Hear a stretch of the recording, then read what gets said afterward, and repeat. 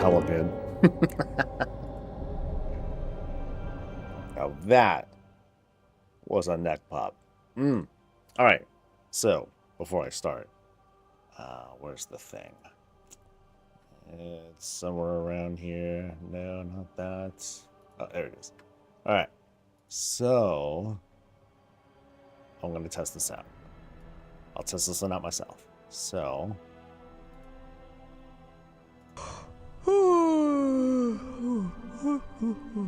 I think y'all heard that. I'm pretty sure y'all heard that. Yes. I finally got it to work. I think. What is up, everyone? This is Coffee with Soul. I'm your host. We're going to chat. We're going to talk. We're going to squat. We're going to maybe get some mounts. We'll see if that 6 turns into like 20. Nope. No, it won't.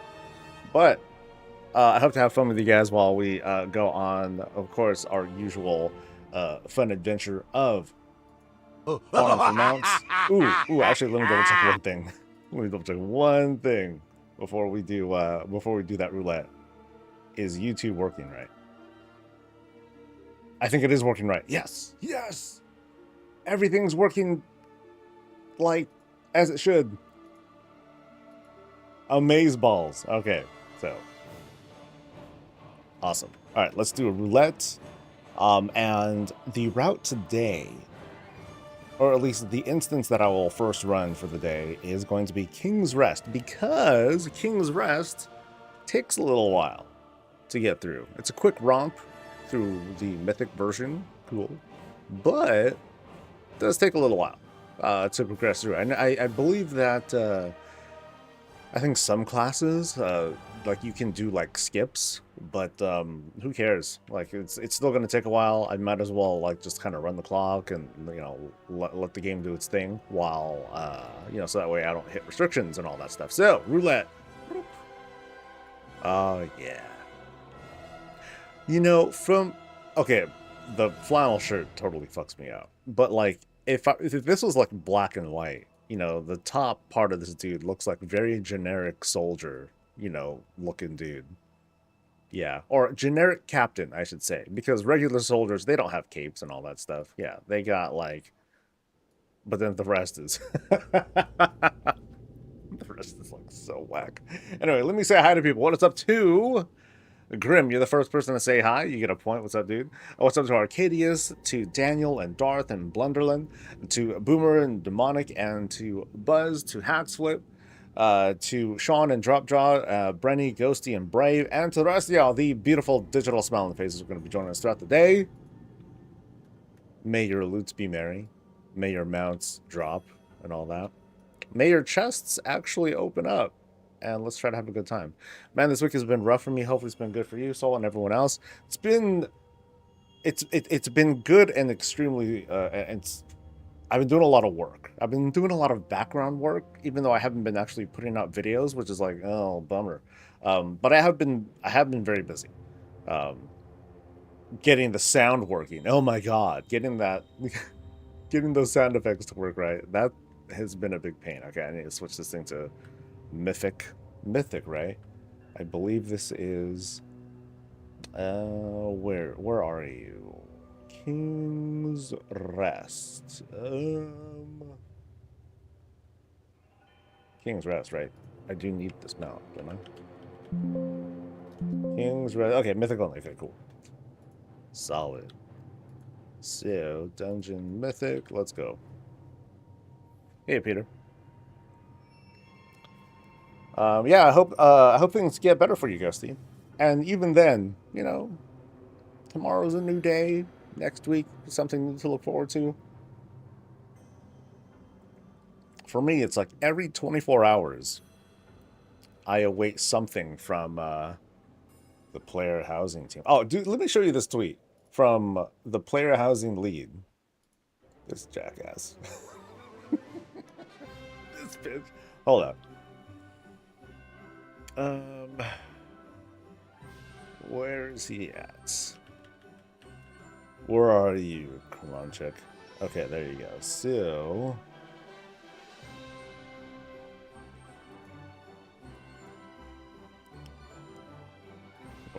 where's that thing? Web browser.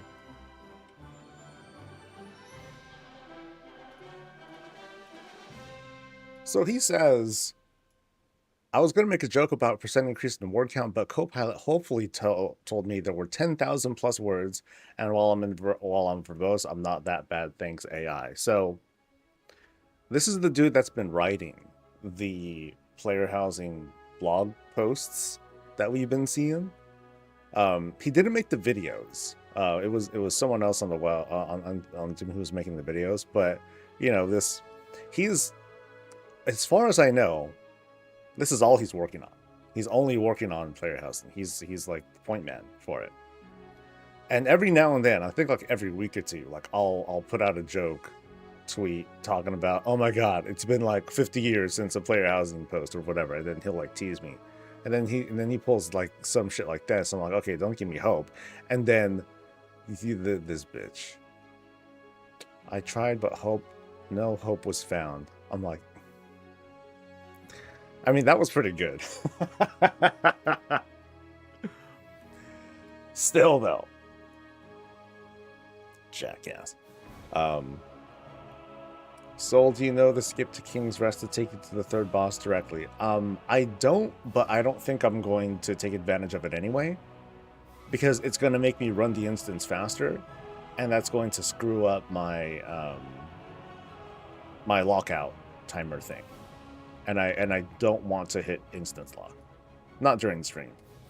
During stream, I want it to kind of like flow, you know? If I'm by myself, it's a little bit different. But when I'm when I'm hanging with you guys and stuff, I want it to I want the routine to not feel broken. So you got the two-hander from Mythic KT. I'm guessing KT. That's a good he has a good weapon too. He has a weapon that I actually think I would want on Mythic, I believe. It's the one-hander that you get from that. It looks pretty sick. Car problems are just expensive. Oh, car problem. That's the worst, man. Because it's never just the car. Or actually, you know, it's the car, and then it just turns into so much more. Once you, you know, we have to do the repairs, and you got to deal with like, oh, I'm gonna be out of, I might be out of a car for like a little while. Like that shit gets infuriating really fast. Oh yeah, that's right. This is gone.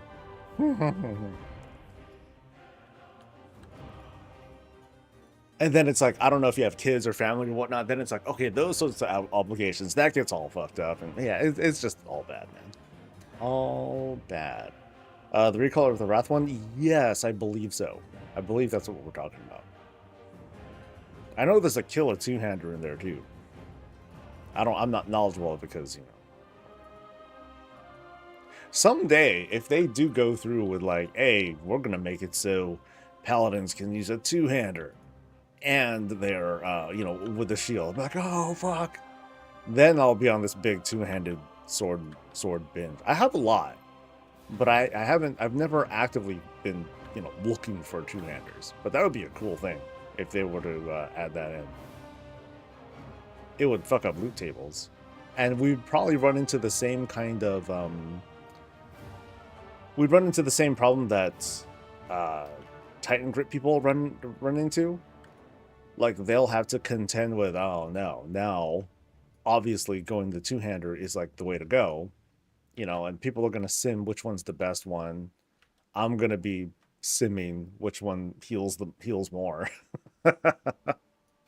Or, you know, which just happens to be more defensive and all that. So while it would be cool, I think in practice, player behavior would, you know, would totally kill the excitement and the coolness of it, I think. Now, if they were to say, oh, it's only two-handers that they can use now. You can't even use one-handers. I'm like, okay, that feels slightly better. But now my itemization is gonna like change, you know, itemization for like one-handed. Because after that, who's gonna use one-handed strength weapons? Warriors. Weird Death Knights who are using two-hand frost. I don't know if that's a thing. So, yeah, warriors. Wait, who else? Shit. Yeah, aside from those two, who else is there? Nobody. I don't think. Yeah, that would kind of suck. So, oh well. Yeah, yeah, just DK. Just the two. I mean, there's only so many strength classes anyway.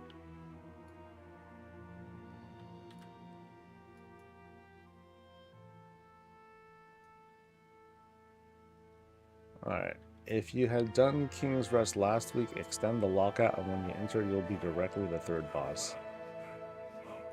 Yeah, that is fast. But again, I don't think I want to.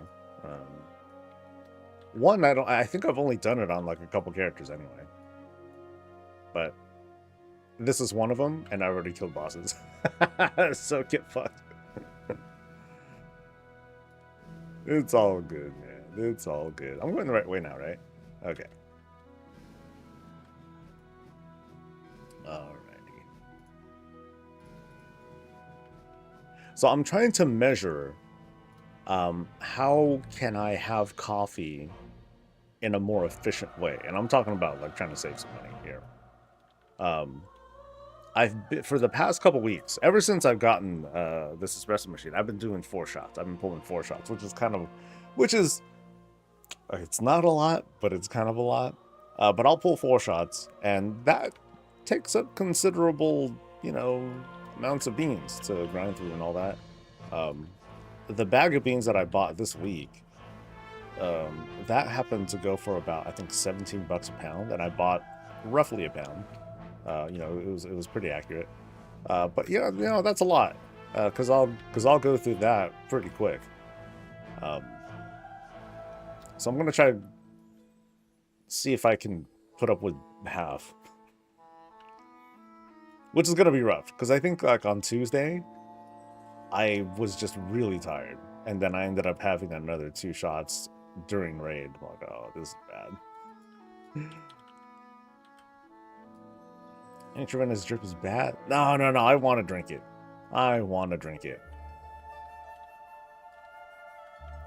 Wasn't there a portal to Storm Shield? From the garrison, yes. But I think your garrison needs to be at a certain level in order to teleport there. But I think there is I think there's like the Timeless Isle teleport that'll take you to, not Storm Shield or War Spear, but it'll take you to somewhere into non-jungle. That's about it. That's all I know of. Or just buy cheaper beans. There's that too. Because I wanted to shop at this certain spot because it's just been a while since I've had the beans there, and they're good. But I'm probably gonna, like, after this bag, I'm gonna get the whole bean stuff from Trader Joe's because their shit's cheap. It's like half the cost, at least. And so I'll have that.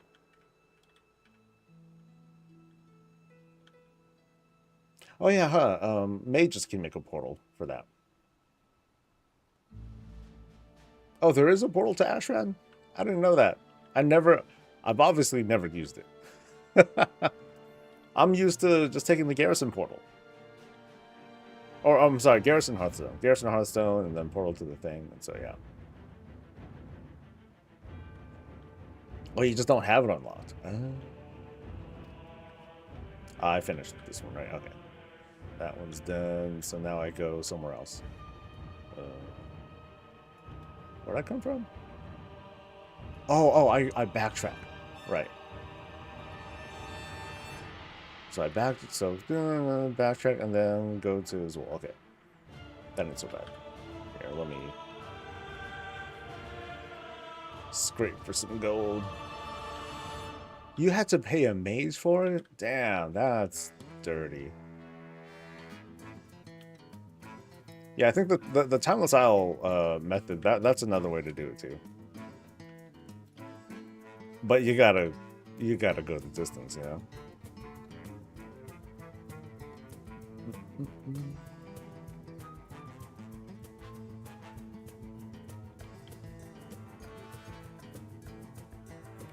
Let's see, anyone else get some cool mounts lately? Or, since we last talked yesterday?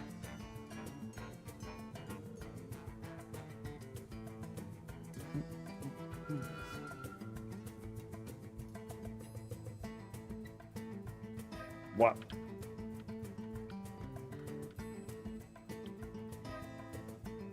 Alright. Let's get him out. Oh, I'm in combat. Nope, let's get him out. Nothing. Alright, next. So, is there an easy way out of here? Talking to him don't help. Nope, no romance for me. 15 attempts on Janet and nothing. Oh, brutal. That sucks, dude. Okay, so I could, let's see. So the door opens, and, ooh, what's this? A placard. Here lies the Tsar who, blah, blah, blah. Okay. You. Alright, so this time I'll walk out. Make life. That should make my load time slightly better, maybe. Spent all day yesterday and night hold for the Green Infernal. Sounds like you were not successful, though. That sounds like a bummer. Alright, so that took like a little over 5 minutes or so. So I think I'm more than good for avoiding the instance lock from being too troublesome. Hell yeah.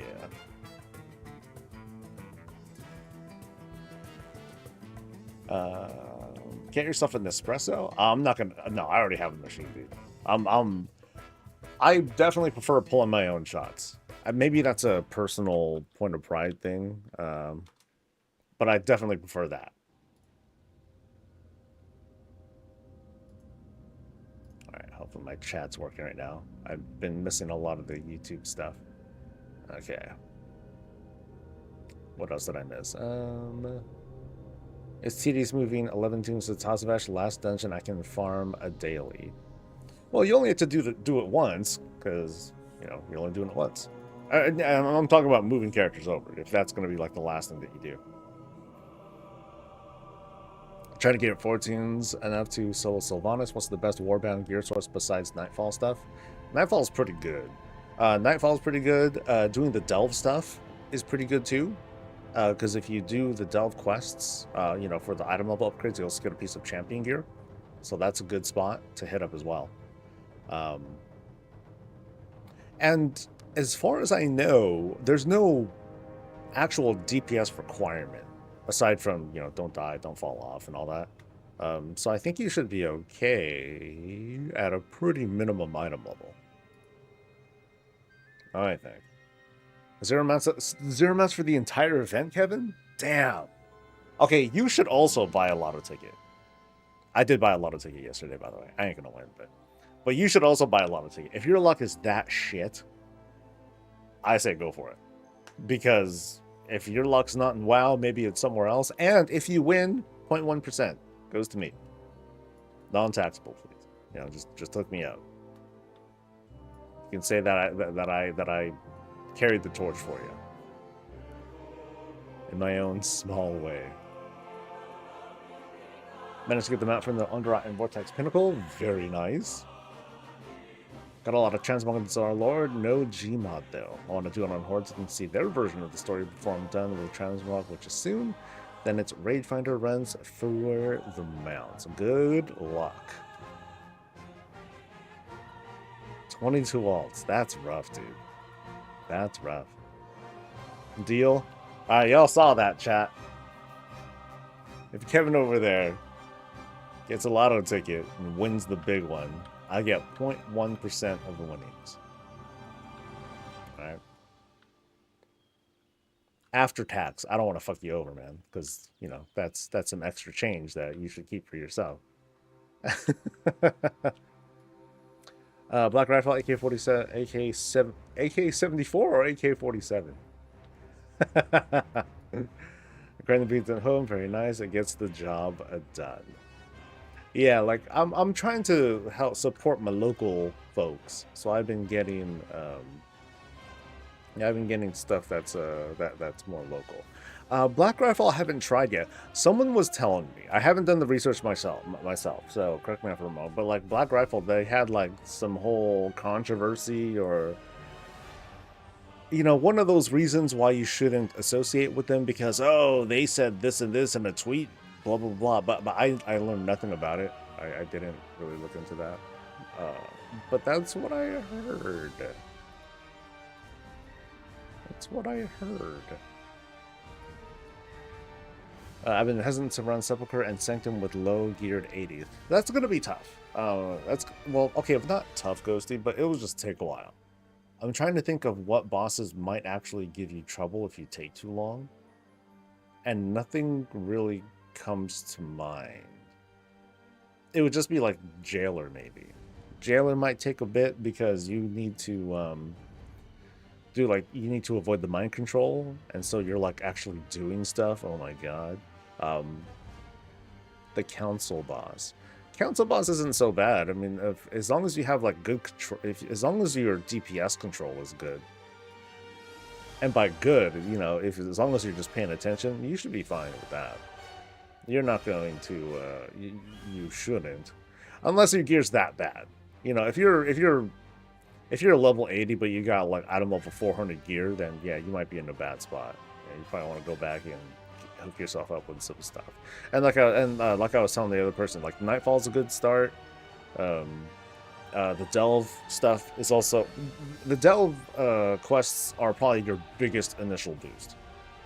It's big because that's like, you know, champion gear. That's not bad. Jailer pops a shield? Really? He pops a shield? I don't remember no shield. But then again, I haven't done it normally on Mythic, so I wouldn't know. From a neighbor they give to vets, they run conservative, but gave a bit to DNC, which ticked off their base a bit. Still great coffee. Cool. That might have been it. Something conservative. And then someone high up said something. People got mad, and they're like, "No, so you shouldn't partner with them because blah blah blah." I'm like, well, if you drink coffee, you can't be that bad.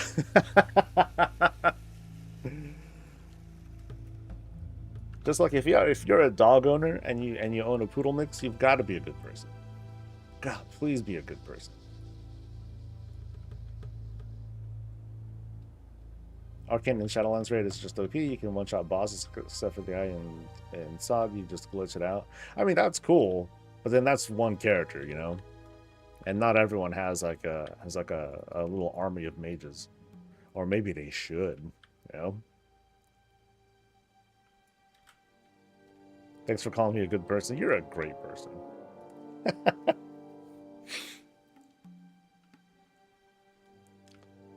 You put up with being my co-tank, so I appreciate that. I had better luck when I farmed all the mounts before the buff.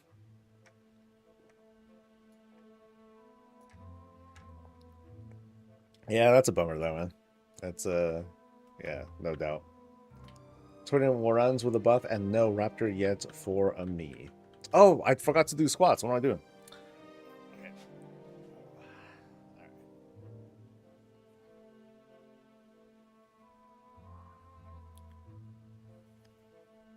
Yeah, I can't forget that. That's why we're here. All right. Well, and you threw more mounts during this event? Nice. Damn. See, yeah, luck is the thing. You know, luck is just a rando. It's a random ass thing.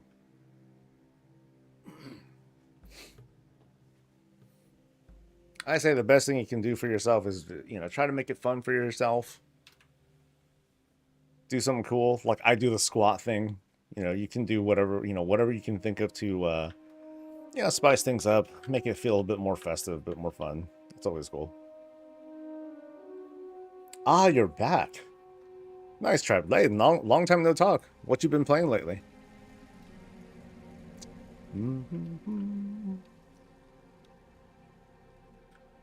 Yeah, because outside of the island that is World of Warcraft, man, there's a lot of games that have been coming out. A lot of money.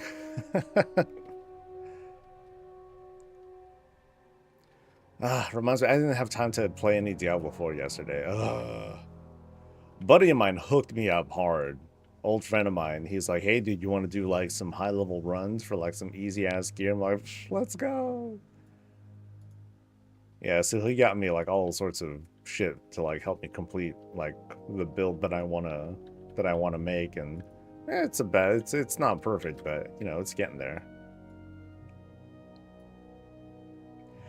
Did a few squats yesterday and it tired me. That's good. No, that's good. That means, you know, you're pushing your body some. If you did squats and it didn't, you know, you didn't get anything out of it, you know, that could be any number of things. Bad form, or maybe you're just like, you know, you're good on squats and you should be working some different muscle group or something like that. Nothing, you say. Occasionally some Genshin Impact. Damn. That's cool though. I hope life's been, you know, doing you good. Ah! Why am I slow? Okay. So I don't backtrack yet, right? No, I go this way.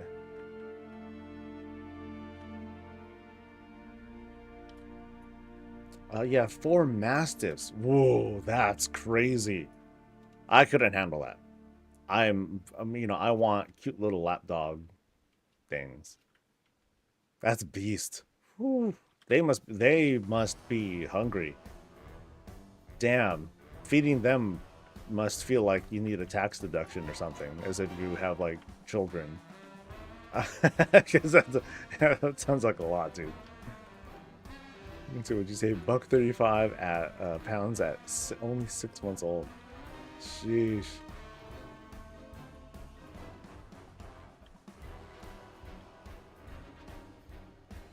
I go through a 45-pound of kibble a week. Damn. So I remember when I had my dog, like I was going through, you know, I would buy like, you know, pretty nice food. I think it was like something of the mountain, or no, it was something else. But that was one of them that I got. Something mountain.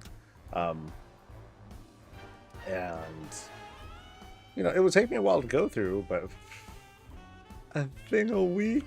Holy shit. Well, grats on having money. I'm just making a broad assumption there, but yeah, that's a lot. What's my prediction for the release of Midnight? March. I'm going with March. The fact that the patch is coming out, the patch in season is starting a week earlier than my models have said. Yeah, it's just a week, you know. Of course, I could be wrong about stuff. But yeah, I'm still thinking like March or so. Yo, can I loot? Yeah? No? No. Don't like me? Podcast? I mean, I didn't mess anything up, right? Because that might mean I didn't do the encounter? How is the universe called WoW? Big. Big. There's a lot to do these days. And I'm not talking about, oh, this is your task of stuff to do. You have chores and, oh, I need to get a combat. Like chores and whatnot. No, it's just, it's a vibe. There's like so many different activities you can do to feel like you're having like a cool experience. That's all there is to it. And they've been piling up events, these different events that rotate in and out. Like right now, there's a new one right here where all the legacy stuff has an increased drop rate, crazy increased drop rate. So for over the next couple weeks, folks are going to be coming in and farming up old stuff, like what I'm doing right now, in the hopes of getting mounts, extra transmog, all that stuff. So you back up to Tractor Supply for kibble and clear the mounts. Grats ally. Yeah. So now you're done with Dragon Soul until player housing stuff comes out, and if that interests you, then get fucked. So still no glaze. Oh, sorry, dude. 80 night holds this week. That's a lot of night holds, dude. That's what, at least two WoW accounts. Get a life. I'm just kidding.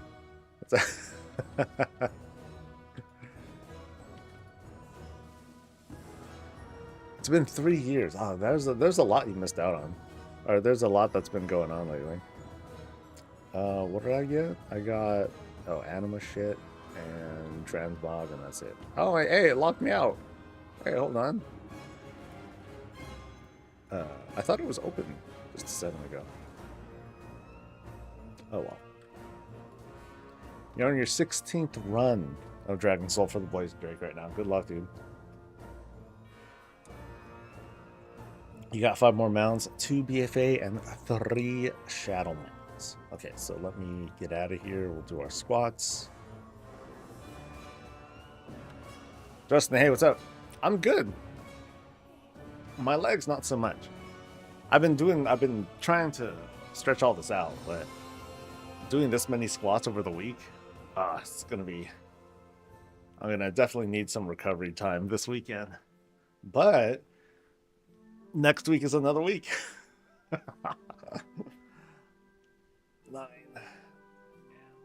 10. All right. Yeah. So, while today is typically the last stream day for me, I'm going to be back Monday instead of Tuesday because there's going to be a drop promotion starting for Turtle Shell transmog thing. So I'm going to be here. I'm going to be here all day. I'm going to do some long streams, and we'll do our best to get hella mounts, help ourselves get some transmog, try to have a good time. What was the capstone personal achievement goal from Dastardly Duos for me? What was the goal? I personally didn't have a goal. For me, it was just, go through the motions and knock out achievements and stuff. I haven't done any this week, but I at least want to get that one achievement where I meet the score requirement for each week. So there's that. Any new expansion coming? Well, there was the War Within. We're in that right now, since you might have been here for a little bit of Dragonflight. So War Within added a whole bunch of stuff. Player housing is coming. Hey. And then the Midnight expansion is going to come out sometime next year. So that's the prediction. When do you think we'll see some big class changes? It's been lackluster lately, monthly, with just tier set changes. I don't know. It really is like whenever they get around to doing a big revamp, then they'll just do it. As for like something super transformative, I don't think we're going to see anything super crazy until the end of the saga, honestly. So with the talent system the way it is, I have a feeling that as a system, that's not going to start really like be feeling crushed under its own weight until after the saga. Oh, Dragonflight's new to you as well? Okay. A lot of changes. I can't even begin. I don't know where to start. I say wait for a free weekend and just hop in and just see what's going on. Because it's too much to, yeah.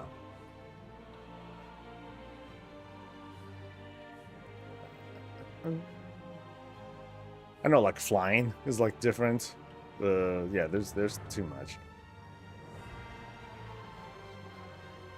Okay, King's Rest. Alright, we're good. So you've missed 2 expansions. Oof, that's a lot. That's a lot. For someone who missed out on Dragonflight and, their last experience was like Shadowlands, that was like the middle of the borrowed power era of things. And we've long cemented and threw that shit into the river.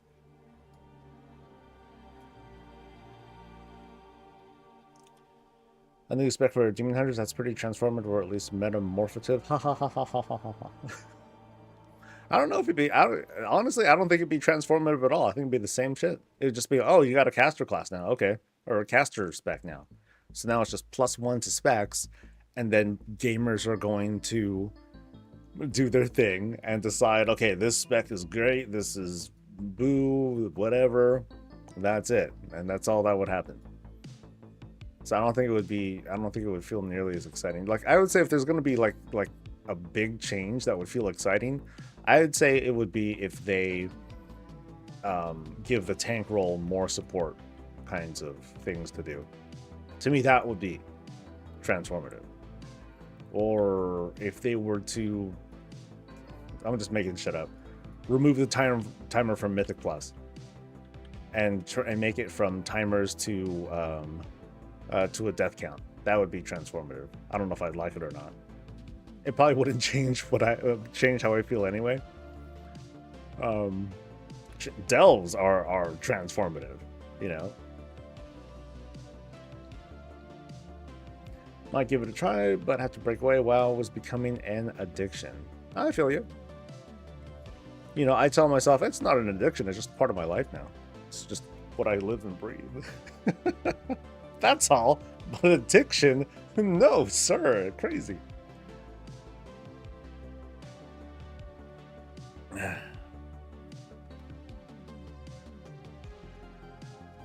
So did you hear about Ian's talk about how borrowed power in everything after Legion was wrong? How it was wrong? If you're referring to the talk about that he did in that some game developer conference or whatever, I did watch the whole thing. It was very, very good. There's a lot of good insights that you can get from it. I think, but Ian haters just won't see past it. They'll just be like, "Oh, fuck that lawyer person" or whatever. But it was a very good talk. And I don't know if I want to use your words about him being wrong about straight up being wrong about borrowed power, but you know, in that process of how they were developing things and trying to find things that were fun for players, you know, it's always an iterative process, and nothing's going to like be a guaranteed hit. Because even though players might have been really happy about things like world quests and artifact power, like at the time, by the time the team wants to follow up and do something and do more of it, people are tired of it. Like I remember in that talk he talked about like world quests. You know, people are like, "Oh my god, this is a game changer. This is crazy. It's insane." Blah blah blah. And then when there were more world quests in BFA, people were like, "What? Same shit, dude. Ew." You know, so people were already tired of it.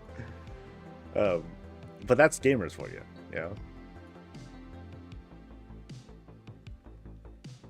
Cersei Circlet, Titan Belt, Ratio Wraps are like modern borrowed power now. I'd say the ratio wraps I'm not gonna I'll speak to in a second, but I'd say the belt and Cersei Circlet, no way, dude. Not even close to borrowed power. It's just gear. It's just gear. I think where people get I think what people don't like about it, and it's a fair take, is that those things had like the weekly upgrade to it, the incremental thing, and it just felt like something that you had to have. So because we were just kind of directed into it, it felt like it felt like it had that borrowed power vibe to it. But as soon as you got better gear, then you just replaced it, and that's it. You know, the other horror of borrowed power is the feeling of getting something and then having it be ripped away from you. That's the borrowed power thing. Artifacts, the cloak shit, the Heart of Azeroth, Azerite powers and all that stuff. That was, you know, stuff that we had and then unceremoniously ripped away from us for the most part. Kind of, sort of, because, you know, they tried to learn their lesson from Legion, so some of the stuff from Shadowlands still works, some of the stuff from BFA still works. It's just kind of jank feeling, but, you know, they were trying their best to not make that whole feeling of it being ripped away not feel as bad. It still just felt odd. But yeah, like the circlet, the belt, it's just gear. That's it. If people wanted to, they could skip the whole thing out of principle. It wouldn't be a good idea, but they could. You couldn't skip the Heart of Azeroth, though. You couldn't skip artifact weapons. You want to go with no weapon? That ain't gonna happen, man.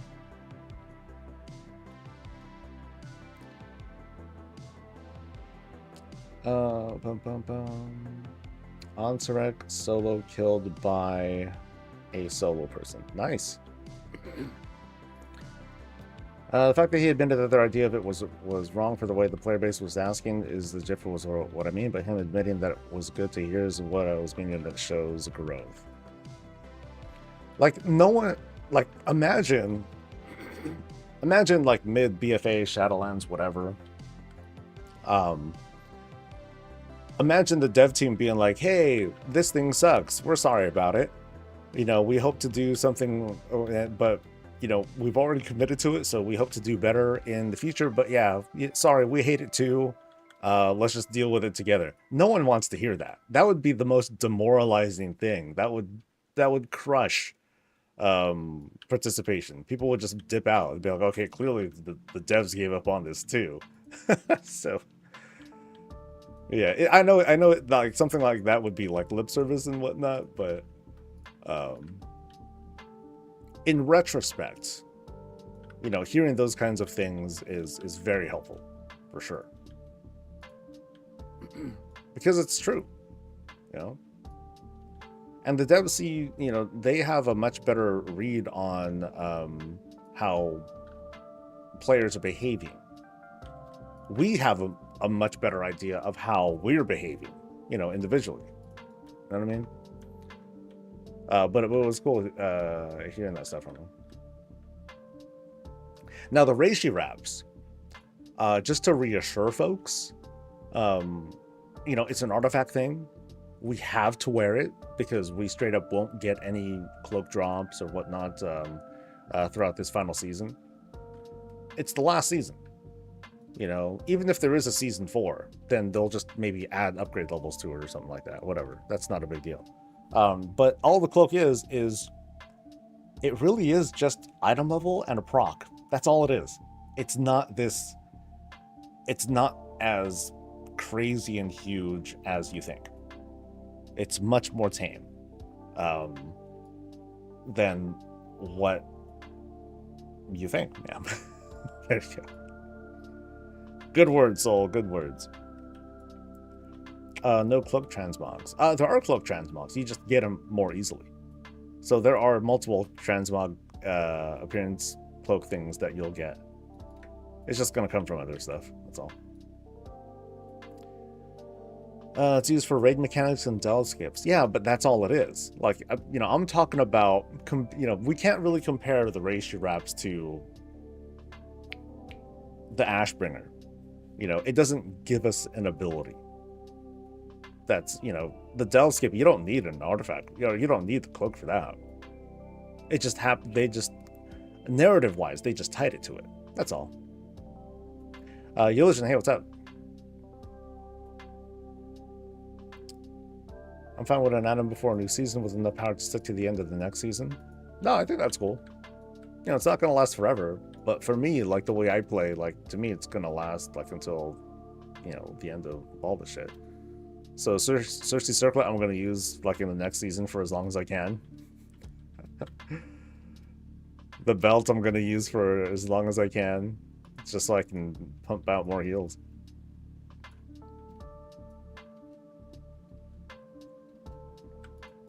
You need the cloak. You need to cloak the skip.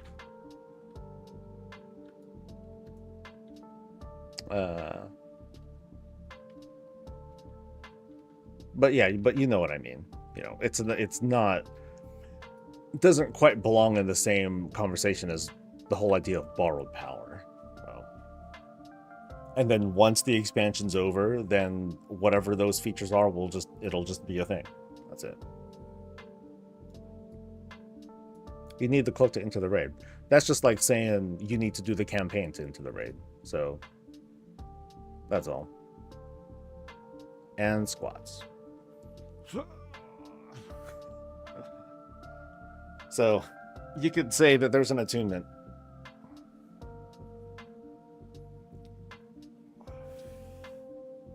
And then once you do the quest line once, all of your alts can also skip the quest line that unlocks the cloak, and then you just talk to a person, you get a free cloak, ta-da! You can enter the raid. And that's it. There's no other thought. Talk to the dude and leave.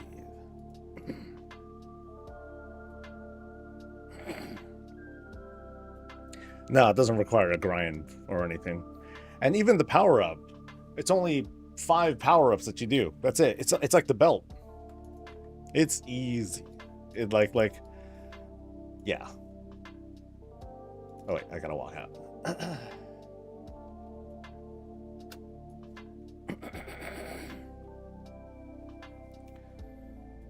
Having a clue for only a couple of months is sad.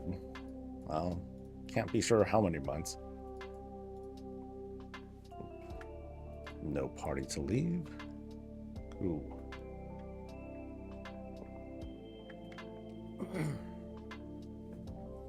Yeah, there's some things I'm so yeah, I did a lot of research on the patch stuff. I think I'm ready to start putting together guides and all that stuff. But yeah, very chill. The only things that I'm not sure about right now are the stuff with the domes, where the ecological whatever that is, that I am not certain like what the scope of that is. The PvP island I don't really know much about either. Everything else is pretty straightforward. So, but the borrowed power for only a few months is sad. Oh, but that's the thing though, it's hardly borrowed power. It's a proc, dude. It's a damage, healing, or tanking proc. So, yeah. I wouldn't I think you're not going to feel the impact enough to be sad when it goes away. Which is kind of distressing to say. It's like, oh, this doesn't even do anything. But I'm almost saying that too. It does not do much. Yeah. Now, if I had you firing off Kamehamehas and shit, or it spawned a pet that did sexual favors for you, then it'd be like, no way, don't take my borrowed power away. Off topic question, what happened to Bob? Still around. Just don't use him much, that's all. When I bring up Bob, it's super, he's super polarizing. His pronouns are he and Bob, by the way. Super polarizing. You love him or you unsubscribe. So, who's Bob? Great question. I'll let chat answer that one. Phage, what's up, dude?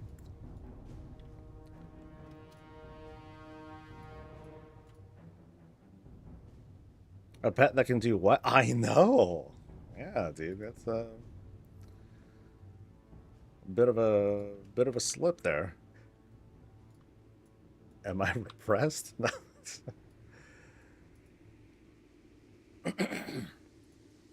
All right. So far, no luck. But I'm also doing some pretty slow attempts. That's okay though. That's okay.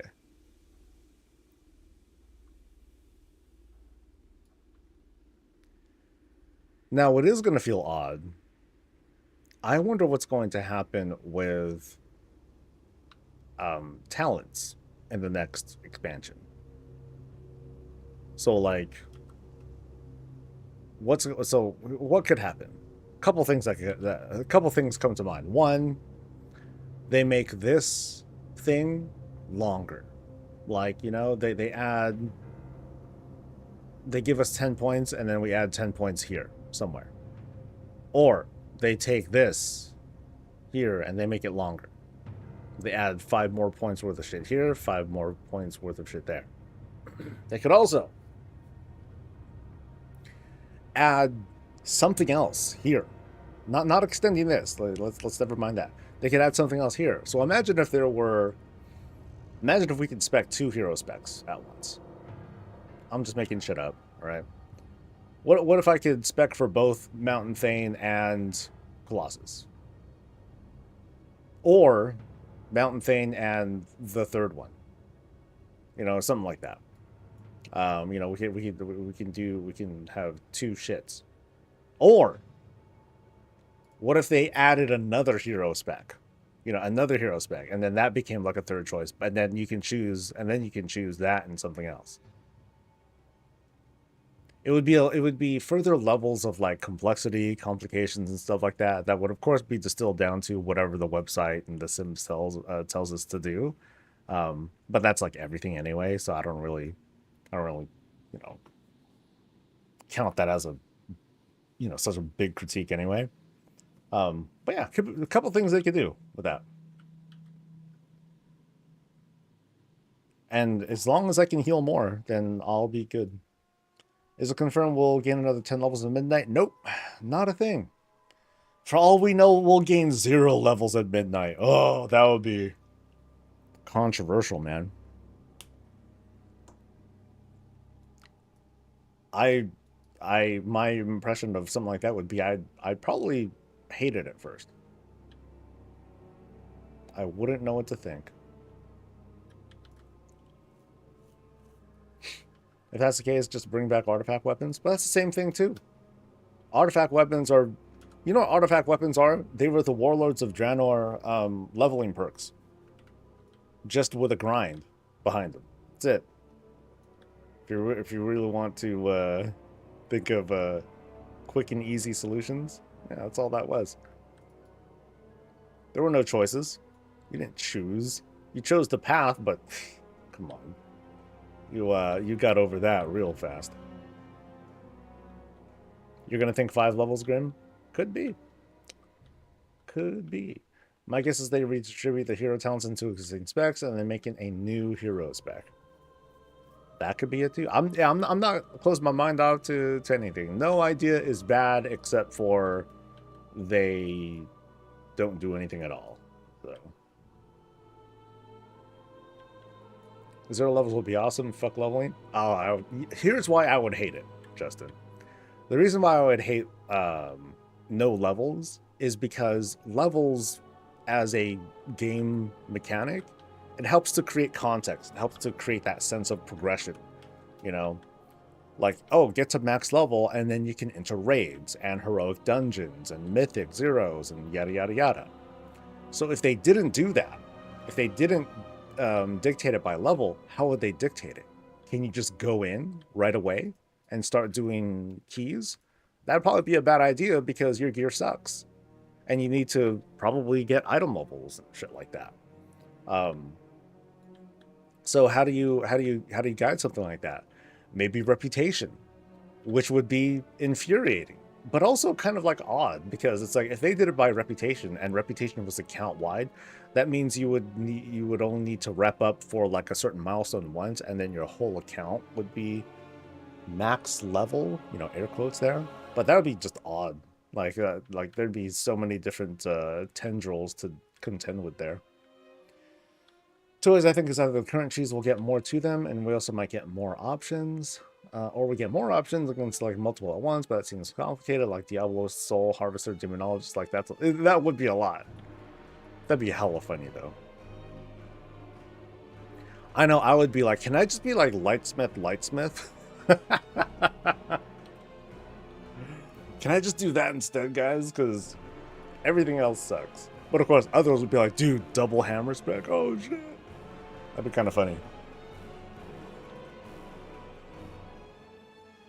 They'd never do no levels. How else do you sell a $60 boost? You'd still sell it.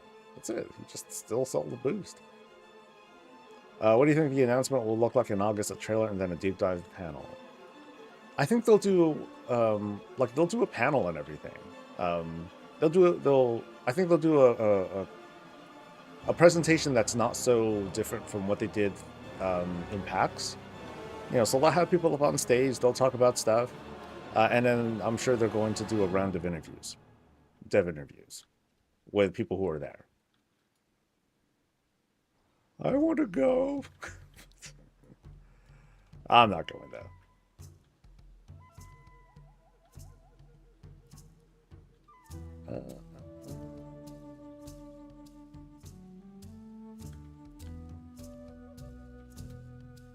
We still get 10. We end at Last Titan, and at 100 we get another level squish. That would make sense to me. So imagine at the start of each saga, we get a level squish and a stat squish. And then we just, you know, go through the motions again and again and again until heat death. And all that. They'll turn violent to a single-player game if you want in Midnight Lull solo Mythic Raiders. Well, it wouldn't be a raid if it's just if you're by yourself, so.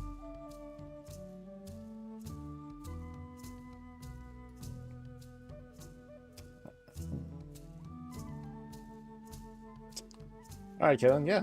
Drop by whenever. You gotta run into adult things? Damn, way to judge. WoW ain't just for kids. WoW, have you seen the age of people who still play this game? Or stream it too? Ooh, crazy. Once the announcement is done, how soon will the pre-sale be out with early player housing access law? Oh, I wouldn't be surprised if it's instant. I'm trying to remember. Like, I think when they announced Shadowlands, I think they did the pre-order right away. I'm not remembering this correctly though. But I thought they did. Oh no, my inventory. I heard somewhere that Midnight was already going to do a stat squish. They have talked about that, yes. It's all but confirmed that they intend to do a stat squish. So we just need to wait for, like, yep, we're doing it. Surprised we haven't had the housing announcements lately. Oh, I was talking about how Jesse Kalanchik, like, was kind of teasing how he's working on a write-up. But that was a tweet from yesterday, so I'm pretty sure, like, they need to clear it through legal and localization and all that stuff. So if we're going to hear something, it probably won't be until next week, unless I'm just being taken for a ride, and we'll either get something in 27 minutes or never. Or Gamescom. There you go.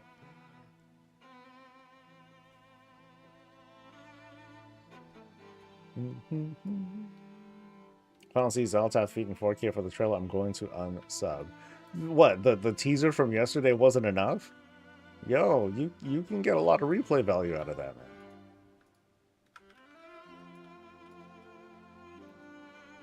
Next 2 expansions will be 5 levels each. Then we have a one-off 10-level expansion. Then they'll have another saga and squish.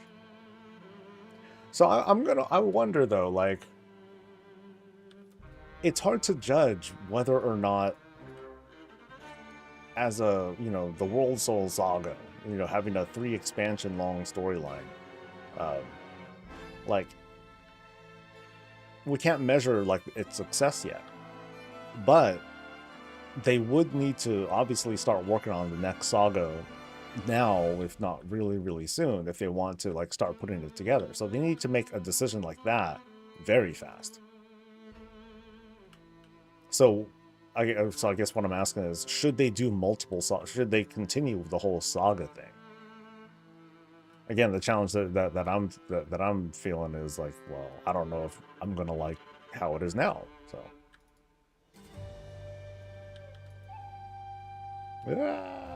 where's my heroic leap? Heroic leap. Somewhere around here. There you go. Ew, poison. I wonder if they would ever do another 5-level expansion. I don't know. I never quite got the point of that.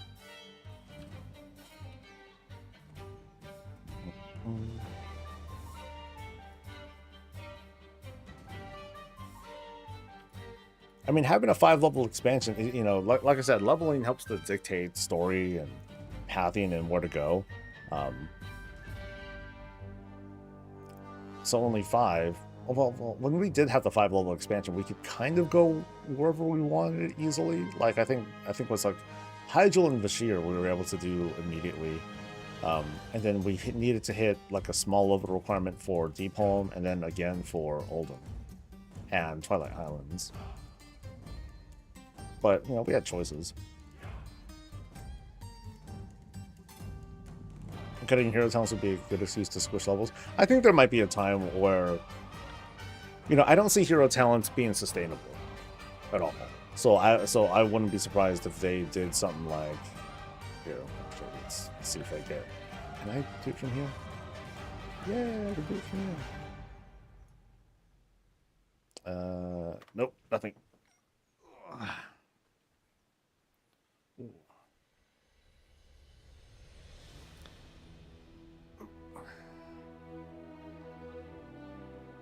They're just levels you can make them crazy XP per level and still feel like 10. Yeah, that too.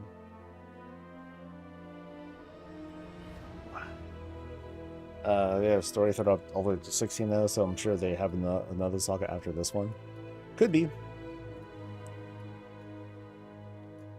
Or maybe they might not necessarily call it another saga. Like, they'll just call it what it is, you know, another expansion, another expansion, another expansion, but then just try not to tie it into, like... They'll try to not put it under an umbrella. But if they did... and I say this one a lot, I do want to see, like, this really big saga that involves the Arathi Empire. I want, like, a fight. I want, like, a war. Not Horde versus Alliance. That seems old now. Or it's been feeling old. Give me, like, a lasting threat. You know? Is there any chance that these 3 expansions that Warden's first episode... Is there any chance that these 3 expansions that it's the last expansions? No. Hero talents will probably go the way of the Shadowlands Covenant stuff that'll bake in what worked well into the spec and get rid of the rest. Oh, I agree, yeah. Stuff that worked out, great. Other stuff that didn't, nah.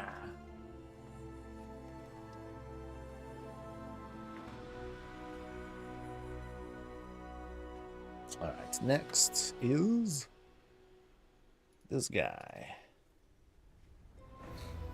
You got the Smoldering Emberworm. Grats. That's the... Wait, which is that one from? Is that the Midnight one?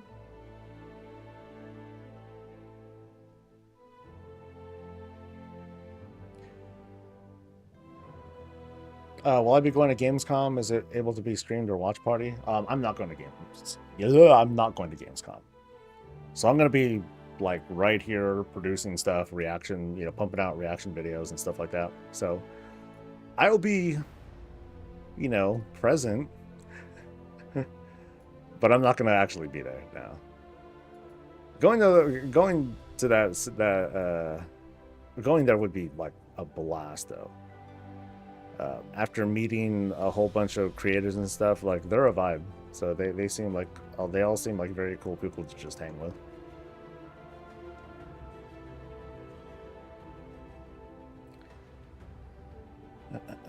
How about a new third faction? That could shake things up? Nah, I don't think that would work out. Why split players some more?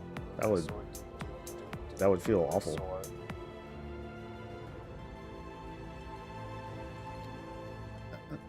Okay, so we're flying. And who am I thinking? I'm thinking to Arcceptor or Arceptor. Let's go with that. Thank you, dude. Appreciate it.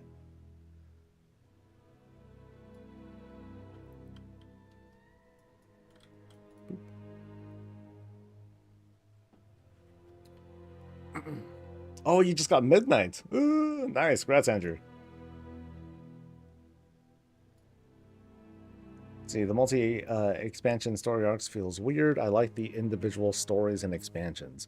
I mean, people have had all sorts of different critiques about the way WoW tells its story. Some folks just aren't fond of the idea of, you know, a villain just being propped up and then knocked down so quickly. You know, imagine if Legion was a saga that lasted for 3 expansions. That feels, in hindsight, that feels long. It's like, dude, we're gonna fight the Legion like that long. You know, it's like, okay, one expansion will be just Argus, and one's gonna be, or one is the invasion, one is Argus, and the other is, I don't know. So maybe it could have been a 2-part expansion.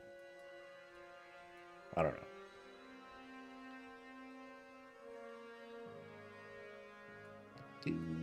from Return to Karazhan. Oh, okay, so that it's the Nightbane thing. I got it.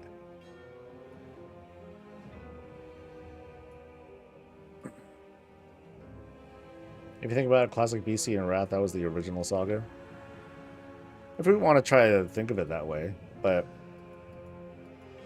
like the way that I sort of separate that would be,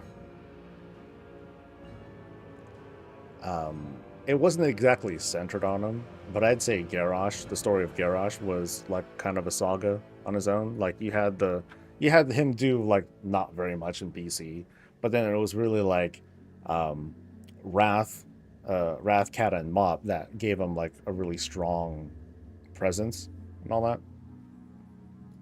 But that's from a story standpoint, you know. And then there's what I call the borrowed power era that went on from, you know, Legion, BFA, Shadowlands, where you know we dealt with that for a while. I'm not really that critical of Alex storylines and expansion. Yeah, yeah, I'm basic bitch, especially these days when it comes to like the storyline. I'm always just like nodding my head and like, all right, cool, and then I just get back to mog farming, something like that. Ooh, what's gonna happen next? It's fun talking about. I mean, it gets tiring critiquing it because one, there's no end to it. Like we could talk hella shit about it if we really wanted to. You say you call it the RTS saga? Yeah, but then a lot of those characters are still around. You know, they're still doing stuff, so we're still freaking stuck with them for the most part. Certain while great though, so if Blizzard says they need more time to make a wider story, I don't mind really. I just want it to feel more. I feel like I want it to, you know, have a more epic pull. You know, so I think the whole Arathi versus the rest of the world would be really cool. You know, the Arathi is like this really big, impressive force. They pretty much they dispel any sense of Horde and Alliance being a thing because, you know, they'll just get ripped. You know, ever since the Fourth War, I can't imagine them being at like full fighting strength. It's only been like so many years, and you got to make babies, right? So if the Arathi were to um, not just strike or whatnot, but then just start making footholds or whatnot, you know, that could be a thing. But I'd also want to like start, you know, I talk about this a lot, so sorry for those of you who hear this one a lot. I want to see the saga where, first expansion we see one half of the Arathi Empire. Second half we visit the other half of the Arathi Empire, and then the third part is when it all just kind of combines into like this one big mass, and we have like all this crazy shit happen. So it's as easy as like, you know, first expansion, we can visit like a big part of the empire, but the rest of it is blocked off because of some big holy barrier MacGuffin shit. And so maybe we can like sneak in real quick and like see a tiny slice of it, but we can't actually go inside. It'd be neat, but oh well. I'll always stand on the hill like Garrosh should never have been made into a villain. Felt like a bad writing. Oh well. Unfortunately, we're way past that. I just want to know what the Arathi Empire perspective of our world-ending events. Yeah, it's like what happened when Deathwing swung by. Did they block it or something like that, or? Did Deathwing like drop by and visit? Did they fuck him up and he was driven away? What happened when Sargeras like popped up? When the sword got jabbed into the ground? Like did they give a shit? You would figure that they'd give a shit. You know, they're like this big holy empire. The planet is in mortal danger. The big ass sword over there. It's like, oh, but then they don't go by and visit and try to handle business. Guess not. What sword? Good point. Yeah, what sword? Biggest problem with Shadows is that they should have made certain classes in Spec Force to be certain covenants for lore reasons, like all paladins besides for red would be the angels, red would be the sin guys, or undead would be or undead guys. Oh, that would piss me off. Right? So yeah, I'd be pissed off. If you were hamstrung into a covenant because of your spec, well, that'd be weird.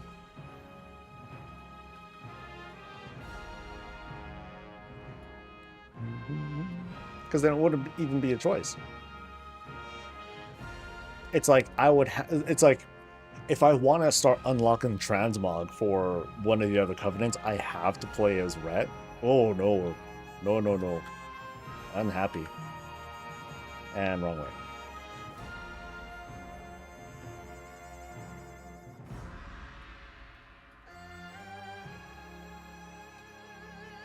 What we cool with an expansion where as a player we kind of lose the hero status and have to build back our reputation to get on the good side of again of our faction's leaders.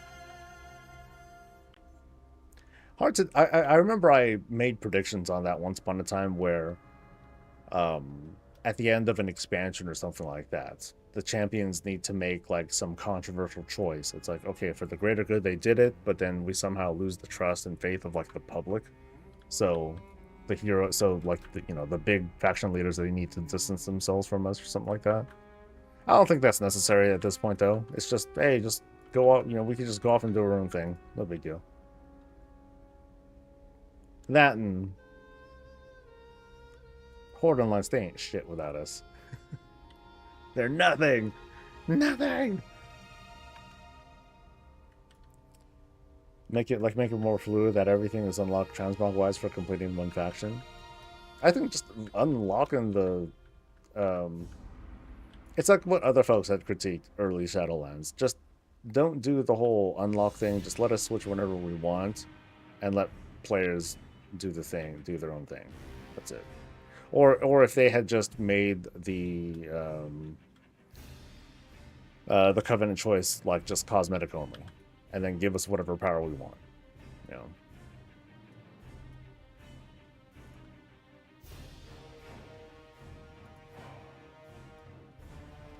Think we can see a choose our own ending in WoW?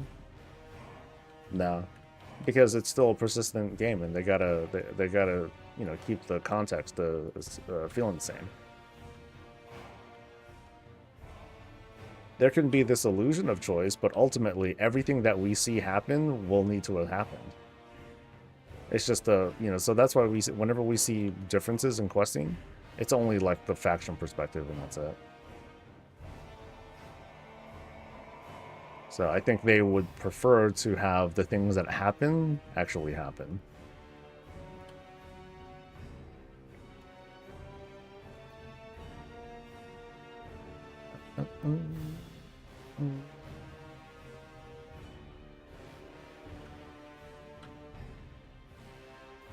Yeah, that's kind of what I was thinking, Blunderland. Like something where, again, greater good, but we don't look so great for it.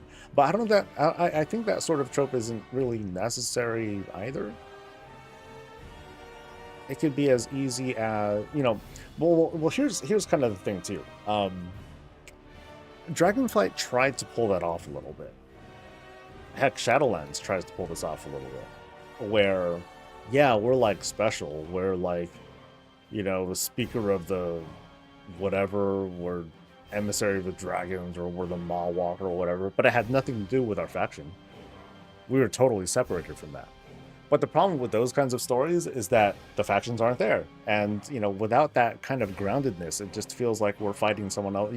One of my big critiques about Shadowlands and Dragonflight is that we're fighting someone else's war. It's not our war. Here too, we're fighting someone else's fights. So that's why when if we're going to see something like an Arathi saga, I hope that feels a bit more. I hope it feels a bit more personal. Like it affects our character, or it affects like what's more closely around us. Imagine both Ogremon and Stormwind are like almost razed to the ground. Heavy attack, they get fucked up. by the Arathi. You know, that would hit kind of close to home.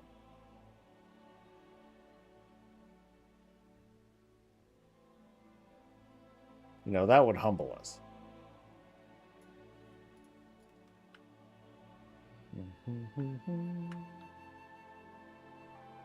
So, like, imagine, you know, that'd be kind of funny. Like we start off losing, and then the initial quest line is like us traveling to Arathi as like an emissary of sorts to mostly like make peace, something like that.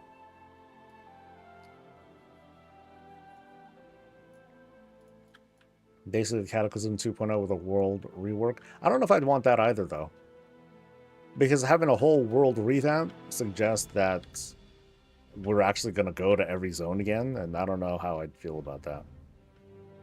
I still critique Cataclysm for having all these stories that I haven't even experienced, because, you know, it just redoes leveling, which is that's a lot. Not everyone does that. Anyway, anything good? Nope. We're doing squats though. Yeah, because I don't want to do a whole ass world revamp and go to the Arathi Empire. Like, I feel like they need to make a choice.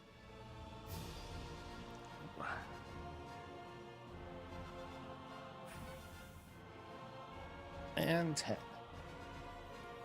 I mean, whatever they do, it's going to be pretty ambitious, though. That's the read. And we'll see what happens. Ah. All right. Can't wait for the first solo player housing stream.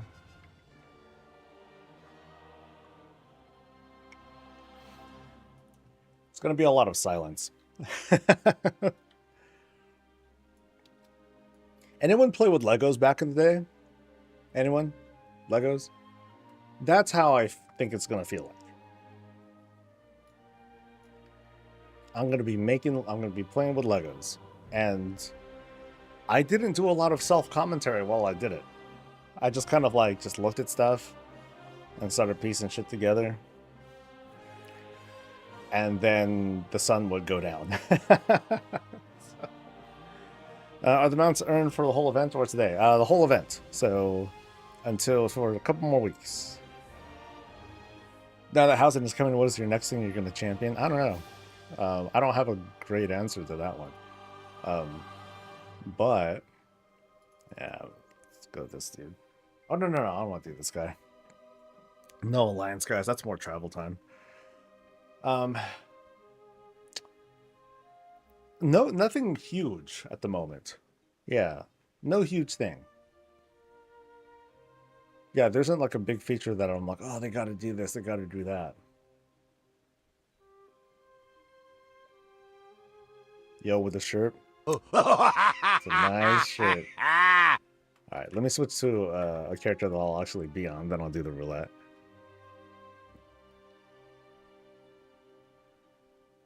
Next thing we'll champion is someone getting a job at Blizz feeding him things.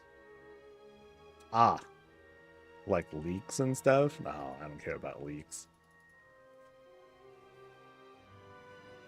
I should look around and see if there's any like leak season level stuff that's been going around. Right now people are stuck on the whole Void Demon Hunter thing, but I think that's been kind of dispelled, sort of. Sort of, kind of, maybe. No. Gonna be there not in spawn and farming with whatever they do in future expansions. That's gonna be mostly me, but oh. What if those leaks are planted by Blizzard? They don't need to. Yeah, they don't need to plant leaks. We do plenty of that bullshit ourselves.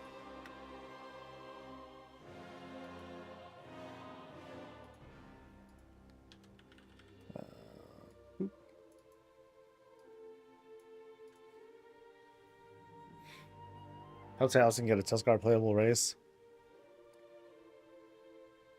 I mean, I have some non-serious requests, like, hey, I want to dual wield shields. I Yeah, I want to dual wield shields. I want a two-handed shield, something like that. But no, I don't know if what I don't know what my next crusade is going to be. Something I would like though, um, is for them to is when they go through with a big talent revamp again, and they will. Uh, they do something similar to Diablo 3. So for those of you who played Diablo 3, their system is, you have like certain buttons, a limited number of buttons, and then you pick a button that you want to use, and you can choose you can choose to modify those abilities with runes, and then you would mix and match them, and then you create a build that way. I'm not suggesting that WoW is limited to 6 buttons, unless you're a big fan of the whole console thing. I'm not. But, I'm not suggesting that, but what I am suggesting is, like, let's say spellbook instead. So let's say Holy Fire. If I click Holy Fire, then I'll get a selection of options. Ooh, your Holy Fire no longer has a cooldown, but it does this instead. Or your Holy Fire is changed to Unholy Fire. Now it does like void damage or fell or some shit like that. And then you would be able to mess with these abilities individually, and then create a build for yourself, and hopefully find some synergies that'll work out. I think that'd be kind of neat. And it would make it in such a way that, yeah, they can still keep adding and putting abilities and what have you, but for the most part, you would have this like constant horizontal progression sort of thing where you're still making the same number of choices. It's just that your choices grow with expansion as they feel like adding more abilities or adding more modifications to spells. But I can see that getting really top heavy too, because people will be like, well, I want my build to like be the best thing and yada yada yada. And a Diablo season is much different from a WoW season. But when it comes to wanting to achieve like certain balance and the goals that people set for themselves and what have you. So that's just a thought. It's not a serious idea or something that I will crusade for, because I could also like knock it down and talk about why that's a shit idea.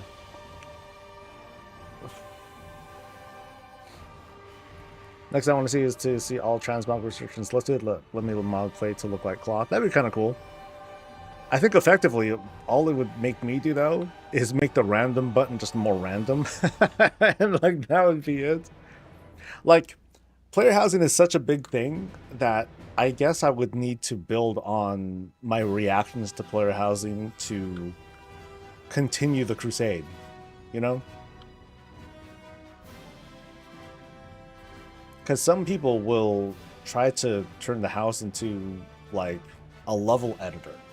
They can make this big jumping puzzle. They can make a maze or something like that.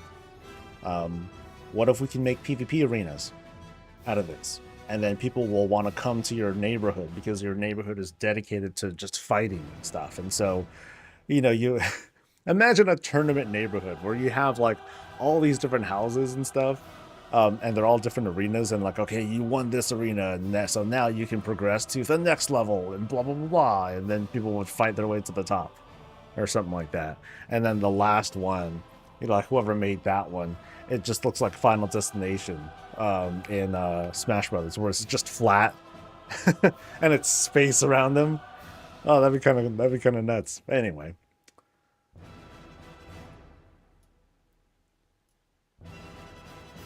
I do think if they want to keep this big saga story focused thing going, they need to work on how they release story info. Getting an article that says here's what happens story-wise in 1 month, the day after the patch releases, isn't a good thing. They need to let people experience the story as they play, not a month in advance. I'm not sure how to pull that off though, Cam, because like take for example the recent audio stuff that happened for both 11.17 and the one from just the other day for 11.2. How do you play that?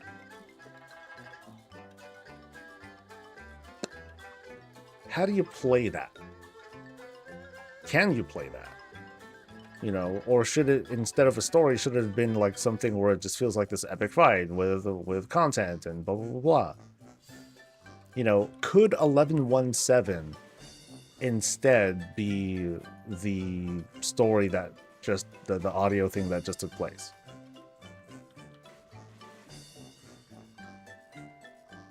My thing is no,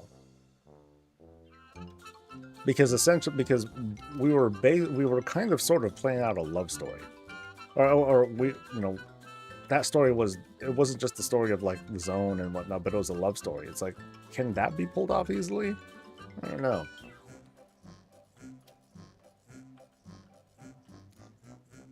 Oh, I did forget the roulette. Yeah, sorry about that.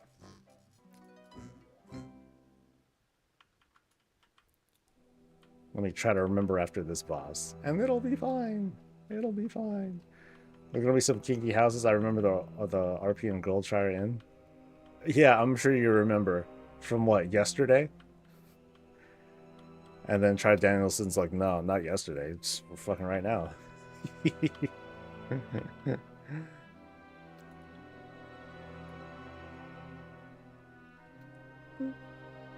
I think the challenge, the forever challenge, I think, with an MMO, I've talked about this, I think, just the other week too.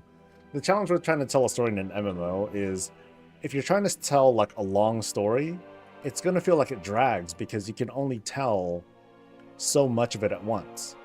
Because you got to deal with like the 5-6 month development time while you're producing like the next part of it. And that doesn't feel great. Like, you lose that momentum totally. And I should be Shadow. why am I holy right now? Oh, that's right. I should spec Shadow, and then I'll pick up Holy whatever as like a just in case. So where is it? Holy Nova is 1 point away. So there we go.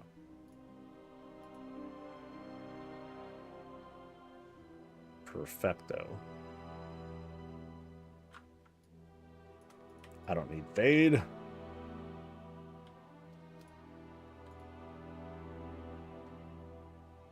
Housing post? Shut up. Shut up. Wait, really? Really? Really? Oh my god. Oh, so good. Alright, fuck this. Fuck this mount farming. Let's do some real content, okay? Oh, yeah. You know, a sadistic... this is hubris talking. This is pure hubris talking. I hope Jesse's was watching me just right now, being like, oh my god. And then he's just like, yeah, that's right, bitch. Dance for me.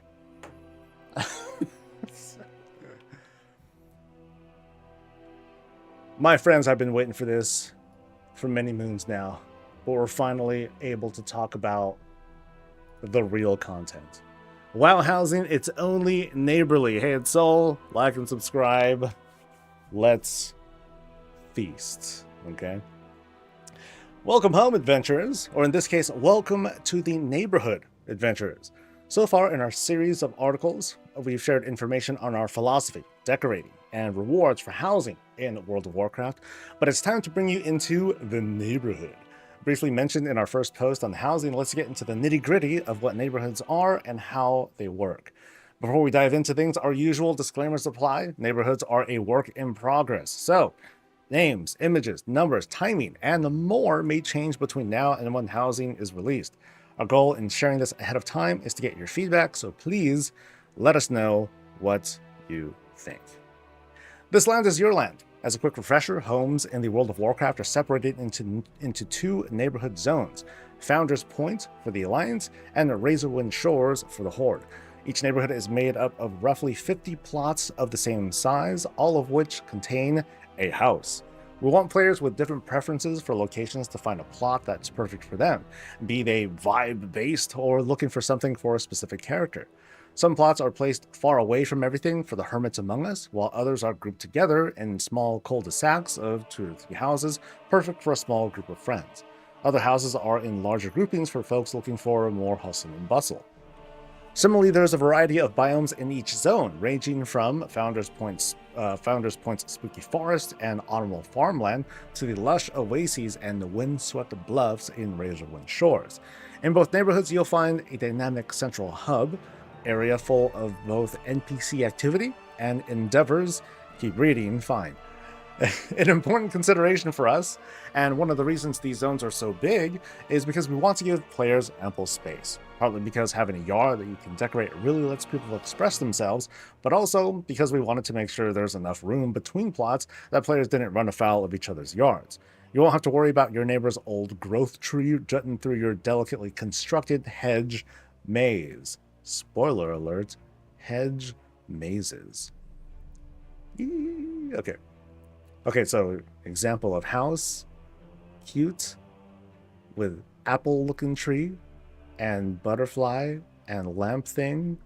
No other I want my stuff to like look like it's from Undermine. I want you to see that thing from space. So here's the spooky vibe. So this is all the Stormwind stuff. Ooh, I like the view of this one. This one seems really cool. That's neat. All right, housing organizations, or HOA. Oh, they straight up called it oh, that's clever. It's not just a question of where you choose to live, but who you choose to live near that's important. And don't worry, there aren't actually any HOAs here unless players choose to implement them. Neighborhoods are persistent, so anyone you live near will be your neighbor forevermore, making this decision important. Though you can move at any time, so don't worry too much. This allows your neighborhood to be customized, and you can work with other players to progress it together. This is the big one. There are two types of neighborhoods. Public neighborhoods. These are created as needed by the game servers, and anyone can buy a house in them. Buy a house. As they fill up, new instances are created, so players looking for a house shouldn't see a message about all the neighborhoods being full. Public neighborhoods are run by the game as well, including naming it with a semi-procedurally generated name, like, I don't know. We'll see how that works out. Organizing endeavors and keeping the neighborhood running however is needed. And there are private neighborhoods. These are created and owned by players, either by guilds as guild neighborhoods or by arbitrary groups of players as charter neighborhoods. So there are guild neighborhoods and charter neighborhoods. To create and maintain a private neighborhood, there's a minimum number of players, not characters, but actual players who must be in the guild or the charter as well, as eventually a minimum number of players who must live in the neighborhood. This is due to technical concerns around server and database performance, as neighborhoods are significantly more complicated than a simple instance. So the dream that some of us have had about, hey, can I just make a private neighborhood and live in it all by myself? The answer is no, basically. You need to have a minimum number sign and a minimum number of players who live there.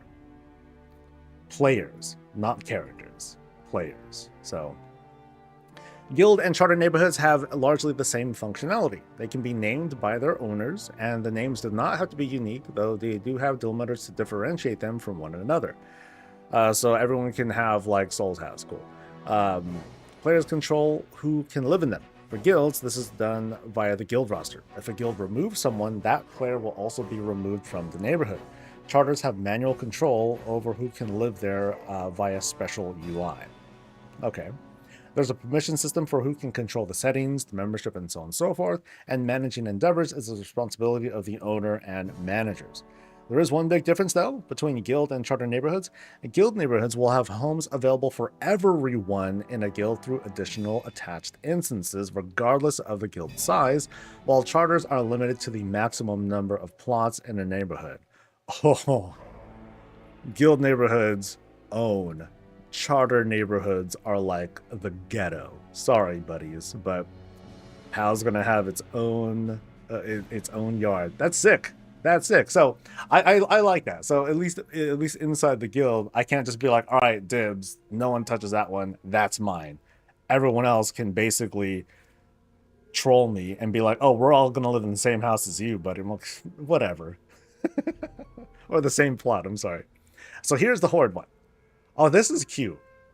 It looks it's like the warlord's barracks kind of thing, but it's like so stubby and cute. But that's big, actually.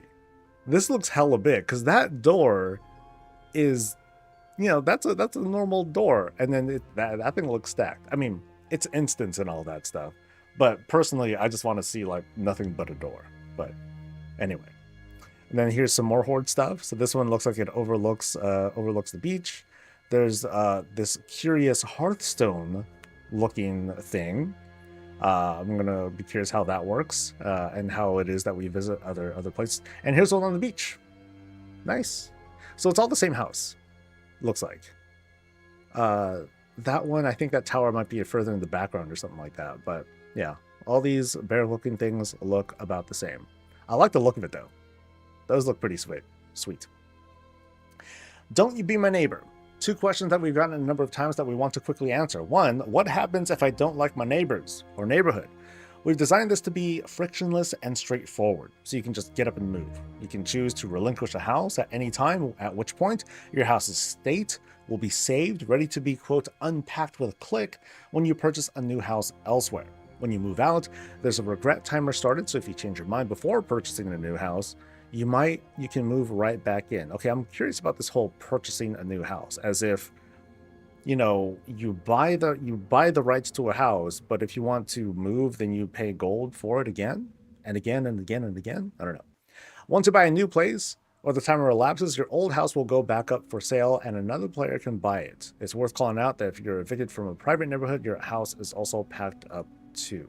So people can kind of compete inside so especially for like a private neighborhood that's not part of a guild, people will be fighting for stuff, or they will like bid or something like that and try to do that. Now, hopefully, I hope that some of the private neighborhood, the charter neighborhood restrictions, they allow the owner to be like, okay, no one can buy this house. I want to reserve it for someone else so they can hold on to it and then make sure that whoever wants it or whoever they sell it to or whatever, they can actually get it. So yeah, I'm hoping to learn more about that. Can people just walk into my yard or house? It depends. We want your house to be your space and for you to feel safe there, but also recognize that some people are more social. To that end, both your plot and your house have independent permissions that can be set to allow or deny friends, guildmates, neighbors, or anyone. This lets you, for example, allow anyone onto your plot, but only friends and guildmates inside the house. Of course, these permissions can be changed at any time. If you want to make it private for a book club meeting in the afternoon and then open it up for a dance party at night, dance party, yeah. These permissions are frequently checked, so if you do change them, it'll remove anyone whose permissions are no longer valid. So, bye everyone, boop, and off everyone goes. This is the part where we talk about endeavors. Yay. Endeavors are a neighborhood-wide activity, open to anyone who lives in the neighborhood. Endeavors occur approximately once a month, and when a new endeavor becomes available, the neighborhood is provided with the opportunity to learn from various cultures and factions of Azeroth by completing different tasks. Players in private neighborhoods can choose from a selection of endeavors, though occasionally a set endeavor appears to highlight things happening in the world. In public neighborhoods, the game servers are responsible for choosing which endeavors are active.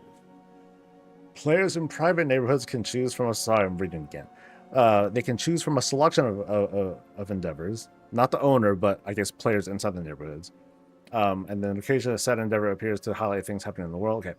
Each endeavor has a group of tasks that are collectively completed by the neighborhood. As tasks completed, more NPCs from that area show up, making various themed decorations available to the neighborhood inhabitants, or even visiting players from other neighborhoods, and the neighborhood changes visually to be decorated in that faction's fashion. The number of tasks required scales with neighborhood size, so a 50-player neighborhood will have to complete more tasks than a 10-player neighborhood. Similarly, if a neighborhood is less active, future endeavors for that neighborhood will also scale the requirements down to accommodate. So here's the square, right? No endeavor activated, and then Val Shara endeavor. Oh, that's cool. I mean, it's only the one tree here, and then like nothing else. And who really wants to have like these corruption things like popping? Well, I guess people who are like big fans of like old god stuff. They're like, yeah, corruption, yay, we love it. So that's cool. And that's all set. I noticed that the lighting changes. Or maybe it's it could be the time of day too for this shot, but this might be the same thing where, it's a little bit darker out there. Well, that's kind of cool though. The tasks themselves run the gamut of gameplay, from crafting to gathering to questing to completing dungeons or raids. We want there to be a way for any given player to contribute to the endeavor regardless of how they choose to engage with World of Warcraft. Successfully completing tasks not only yields rewards expected from that sort of task gameplay, but also grants a new type of endeavor currency which is shared across all endeavors, as well as another thing, neighborhood favor. Neighborhood favor is used to level up your house, and earn rewards, while the endeavor currency is used to buy decorations from the visiting NPCs in either your neighborhood or in your friends' neighborhoods. So here is a stretched out picture. Sorry. So this kind of feels like a not like a renown track, but also a sort okay, I guess it's kind of a renown track, because like here's the dashboard or whatever. Something find a house. An address that's adorable. That looks like a Hearthstone. Hey, hearth to your house or something like that. So as you level your house, whatever the hell that means, by doing these endeavors, then you can increase the number of decor that you can put in. You unlock new stuff. The endeavors things are there. Show as experience bar. So you get more stuff. So this is one way you're getting stuff. Now I wonder how high do the levels go. Someone saying like a housing battle pass, like how's that going to work out?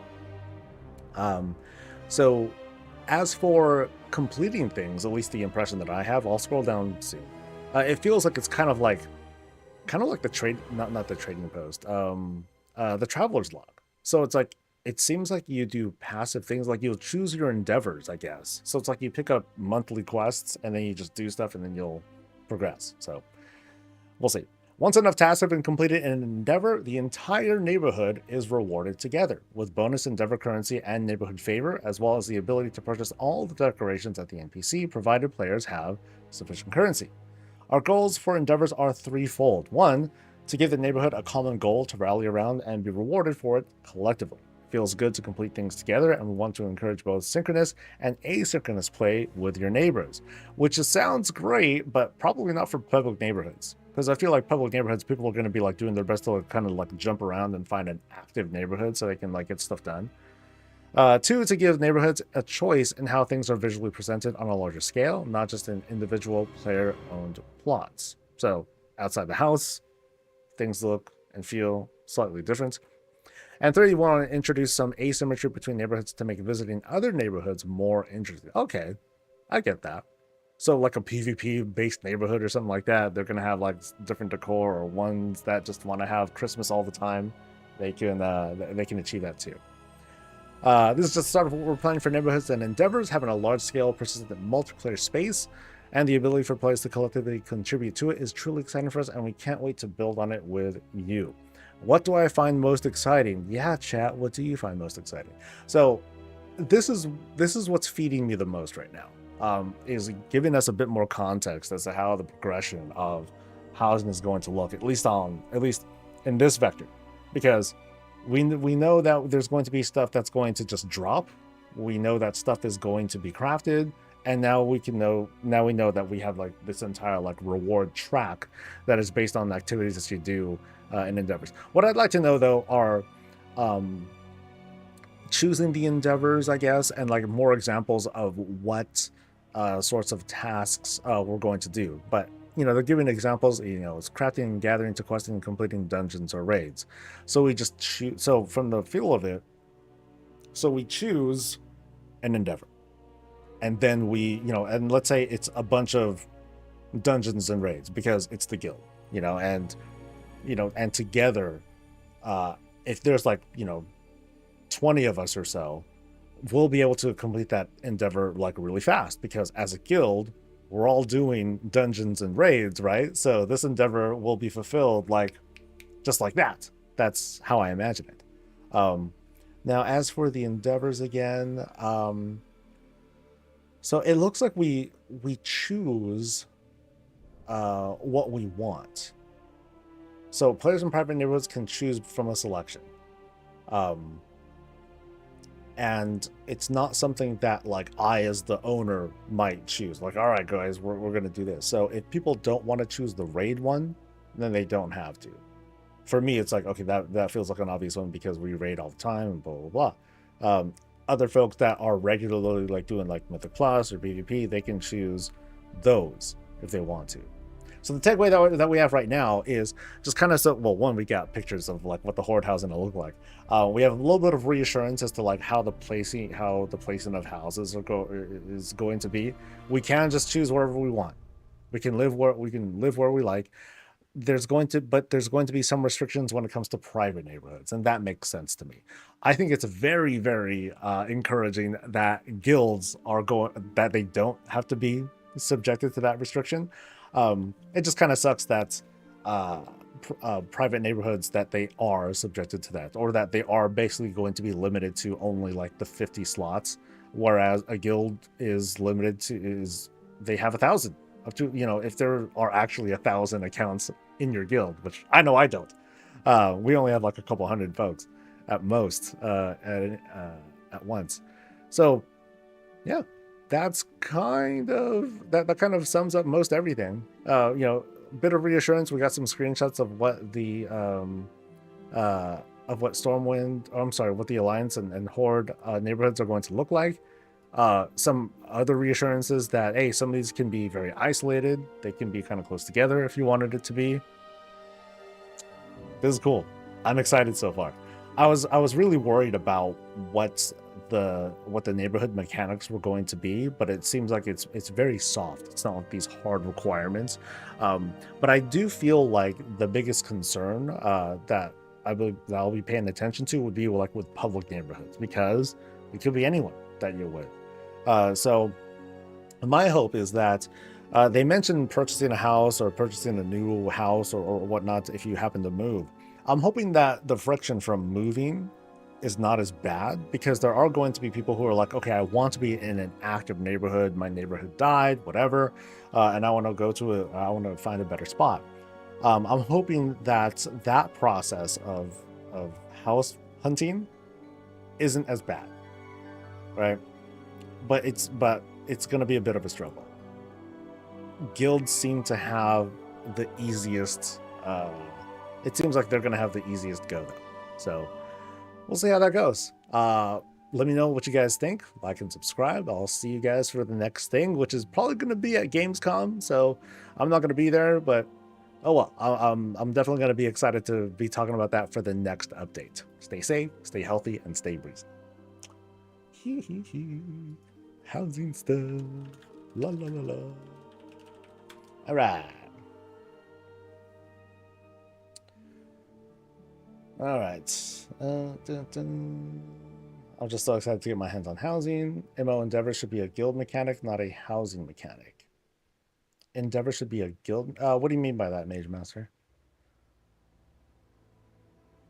Will this be our last housing update until the reveal at Gamescom?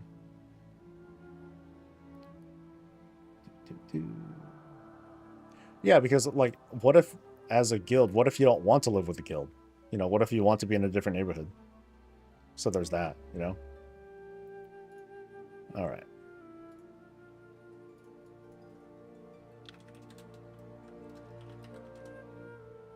Yay housing. Yay housing indeed, buddy. Ooh, exciting. This is some good shit. I do wonder what other kinds of themes that we're gonna see. I want to see shit with like robots and all that. Give me like some Mechagon stuff. Like give me some technological stuff, and then in the middle, instead of that tree, it's gonna be like the thing that Memoron uses, where it's like a giant can opener. Yeah, give me that. I'd be happy with something like that. That'd be sick.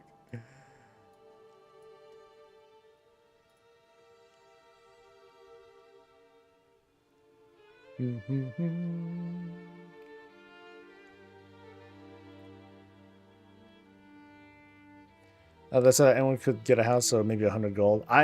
They didn't give any gold indicator at all. So my thing again though is like, I'm hoping that as people are like relocating, that's not super painful. Because no one wants to be like, oh, I'm stuck here because I don't have enough gold. That'd be distressing, you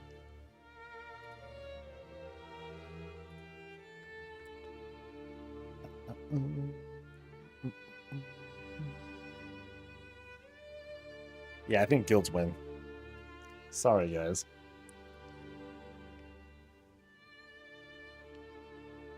Yeah, so if anyone wanted to, so,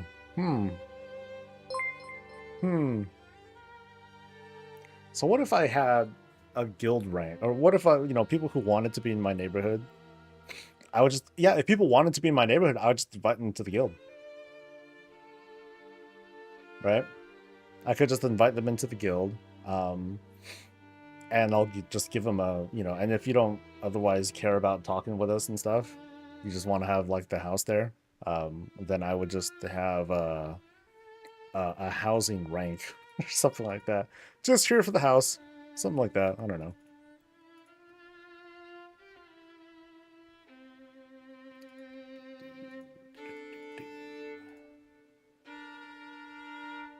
Oh, why does this look different?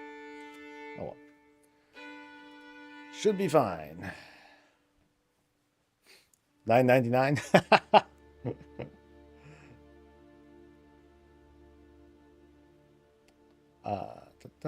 I hate to live in the public neighborhood full of people who got kicked from their guilds. Oh, well, I mean, a lot of folks they want a pug. You know, it's not that they got kicked from guilds; they just don't play with others. So, streamer or YouTuber neighborhoods. I mean, I feel like if you want, like, for like a actual big streamer, like they have to make a guild. You can't just make a private one.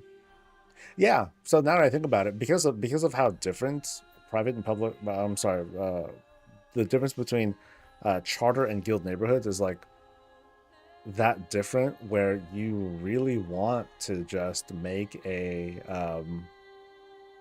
guild one. It's just way better. So it's my thought.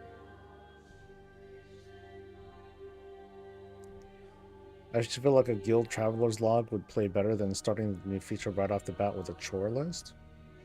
I mean, if you think of it like the traveler's log, that's how I'm looking at it. So it would just, yeah.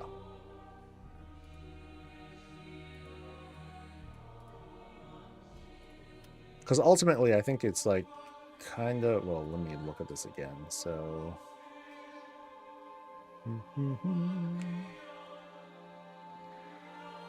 Okay, players can choose between a selection of endeavors. Each endeavor has a group of tasks that are collectively complete by them. So, who chooses?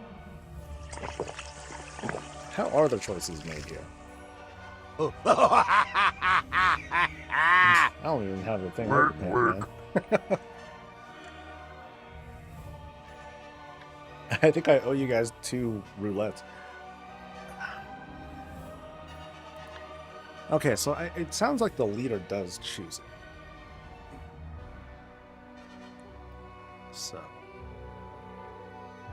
or maybe we vote for it. Yeah.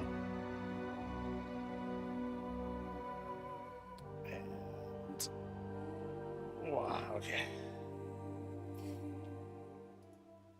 One concern I have with events is if the public neighborhood is sad, how achievable is it if you're the one that has to do the group project solo? Well, then you just move, because it's like, oh, this neighborhood sucks. I just want to find another spot. And I'm sure also with the public neighborhoods, people will be like, okay, I'm going to go in, find the neighborhood that's, get the reward, and then leave. Although, why would you leave?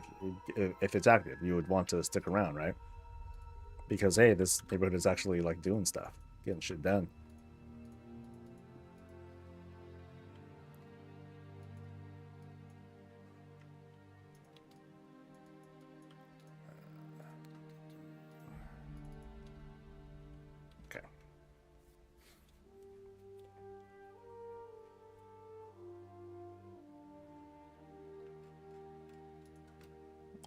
So that's good.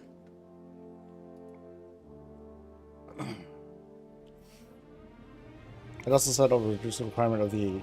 Yeah. Like something about you have fewer requirements if there are less people participating or less people in the neighborhood. So I guess the difference would be like if you're in just a dead neighborhood, but in that case, you would just want to move anyway.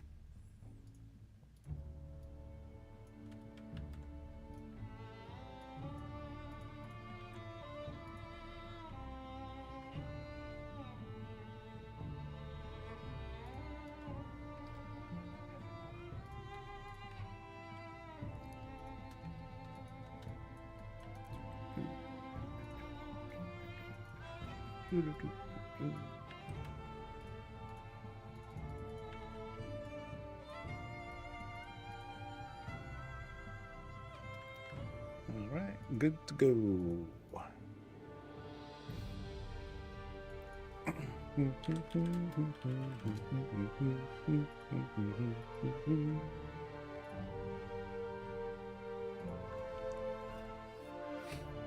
You got invincible. Oh, nice. Congrats, dude. Is WoW going to be day one reveal at Gamescom? Day one reveal? When an Old War XT deconstructor was doing squats in sync with you, kind of fun. Nice. Nice. All right.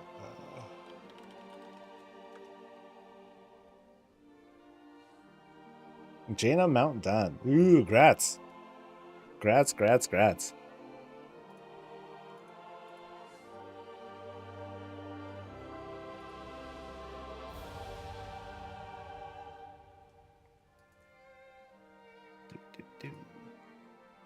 Yeah, guild neighborhoods will be sick.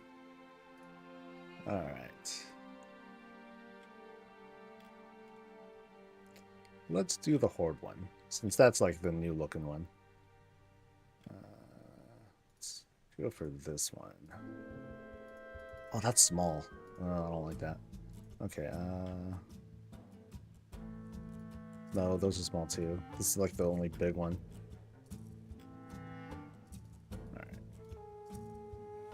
Oh, that's small too. Oh, shit.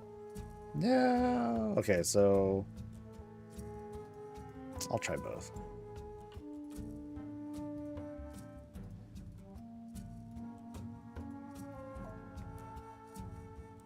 That might suck. Okay.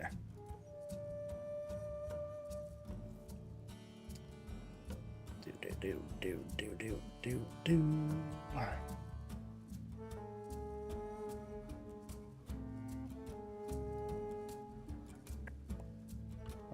Where's my stuff? There's my stuff.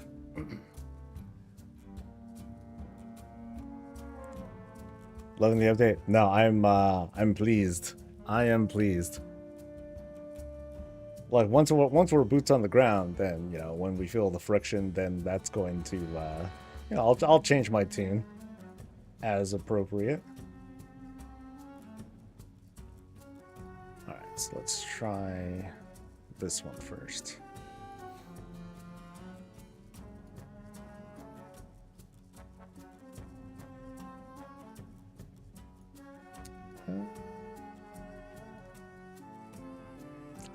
It's not great looking, but it's what they gave us.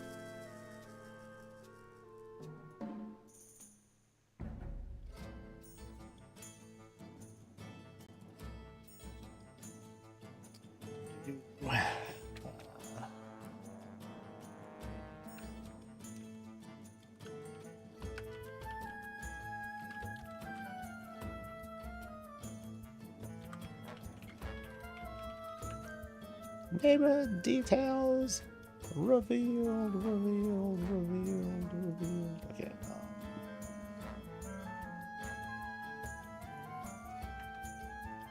Huge fan of the beach. It's nice.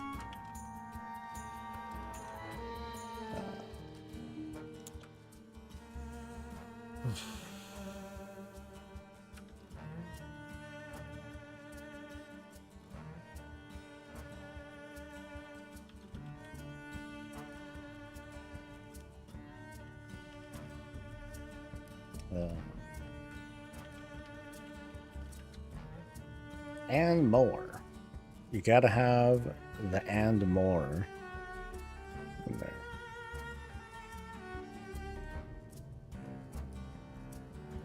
Well, okay, I at least want to, maybe I could at least put in like,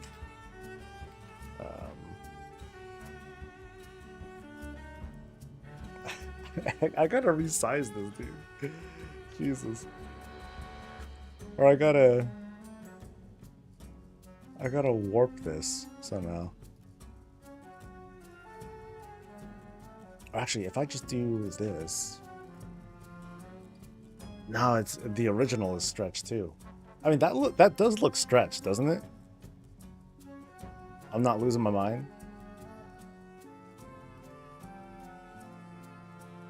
Like, yeah.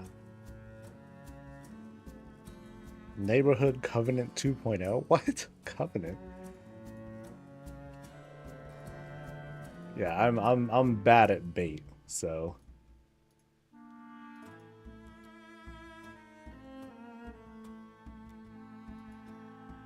and it does look kind of stretchy.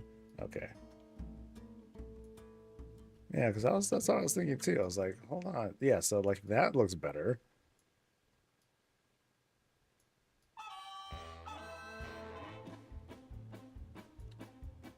Yeah.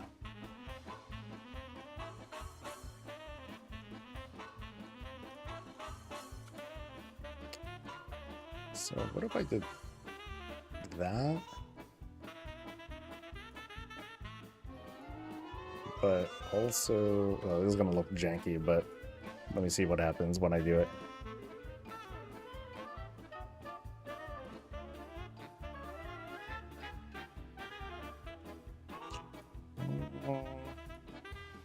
Morehouse.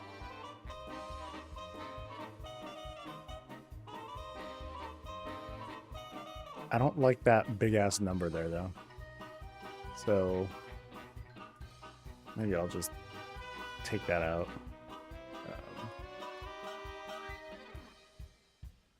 But then now it's not even enough information.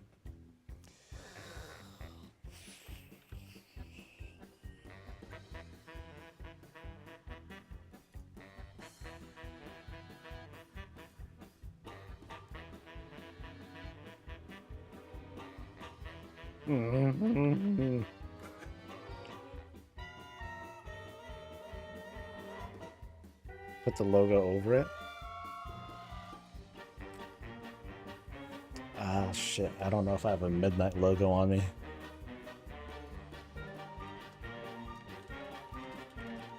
Come on, Google.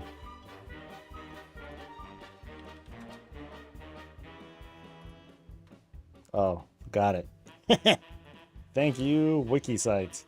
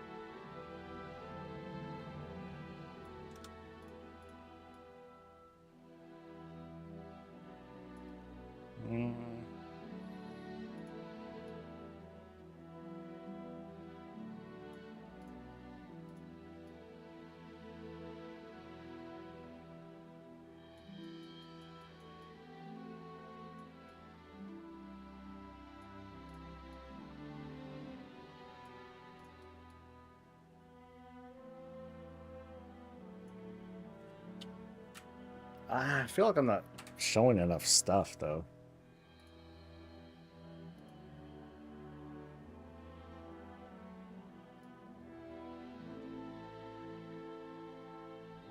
That stupid number. It's just so big. How about that? All right. Yeah, that'll do it. No logo needed. And then I'll put that there. cool. Let me clean that up a little bit. All right. All right. While it shows housing will be the end of 14 housing. All right, this is good.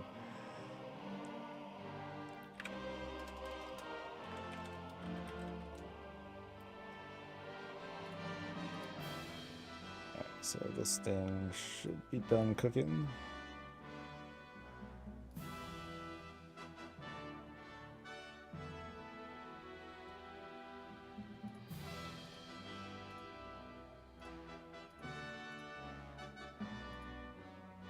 Cool. All right. Let's get this bitch going. La la la la la la la la la la la.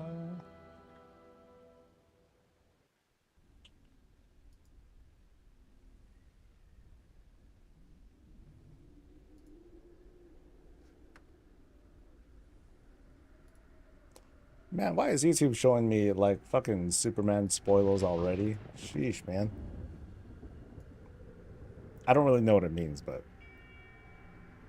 gosh. All right.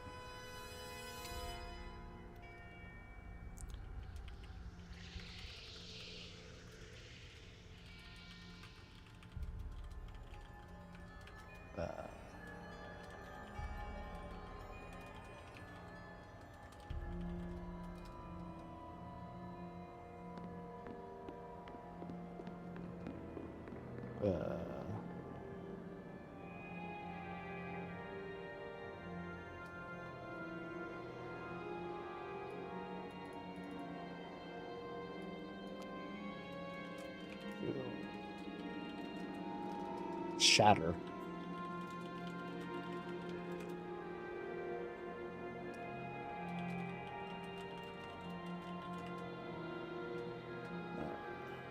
That seems good. The article.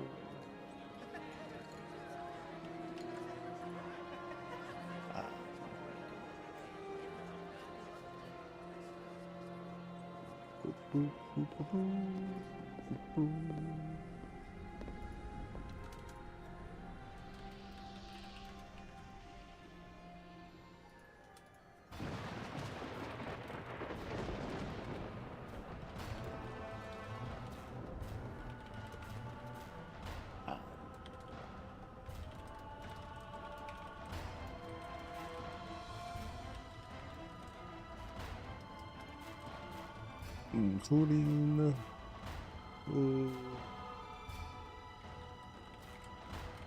between public and private neighborhoods, the differences between guild and charter.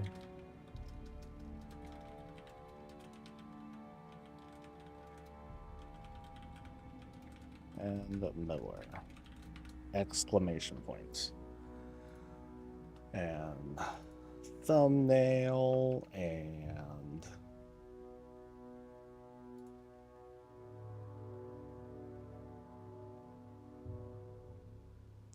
hold on.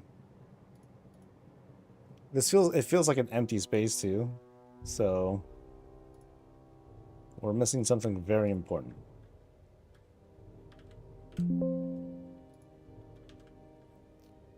We're missing arrows.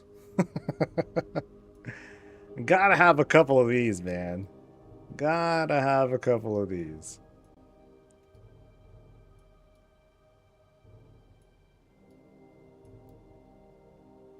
Like, we can have an arrow there. We can have, like, another one.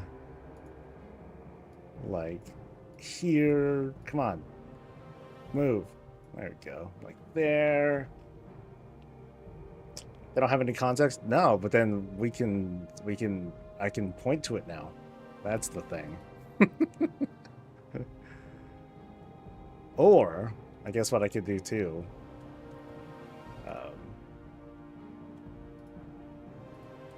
I can just leave the number there.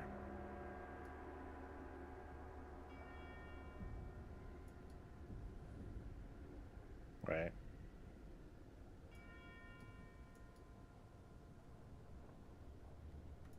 Because now I just don't need to care about the logo as much.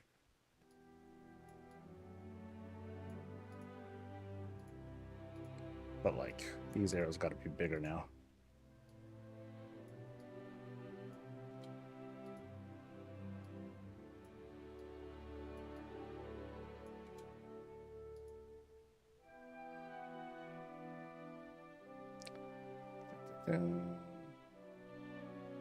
Yeah, I like that more. Change Cosmos House to Soul's House. I can do that.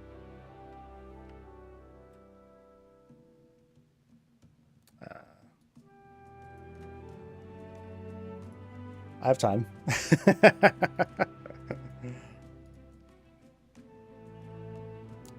So first,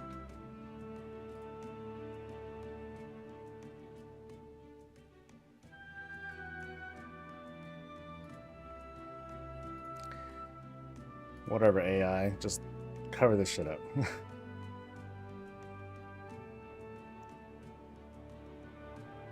Dump the subtext. It makes it kind of busy. It does do a lot there.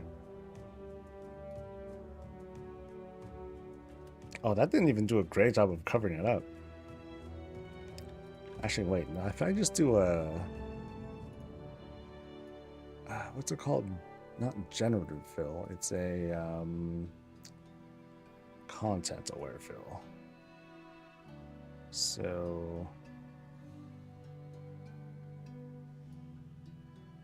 no. I just want this stuff.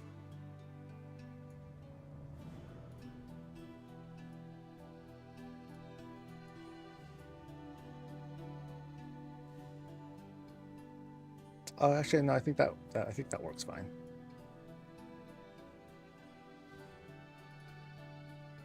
Yeah.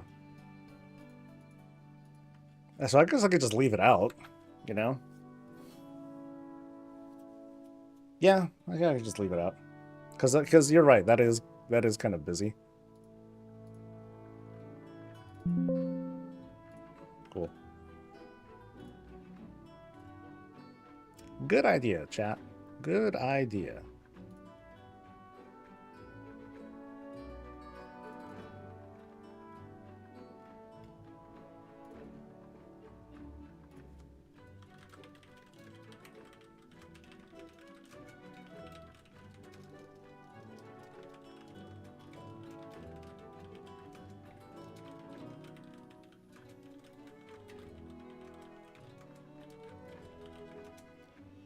All right.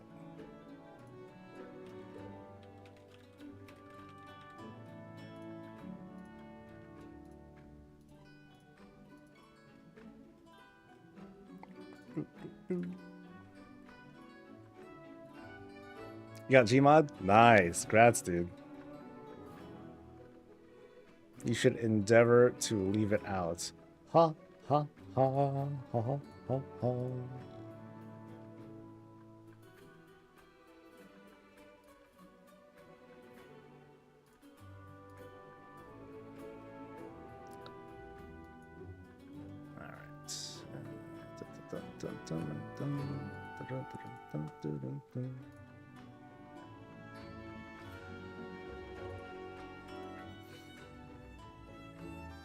Oh my god. Ah, hurry up, fucker. Oh, we're almost done. We're almost done.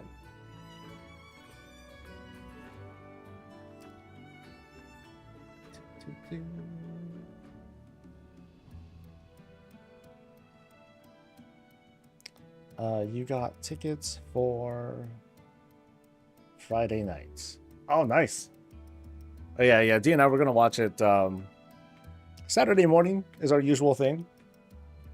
Yeah, like for us, movies are, we just want to get them out of the way, like early, and then we'll have the rest of the day for ourselves. We tend to not do like a movie, like date and movie night sort of thing.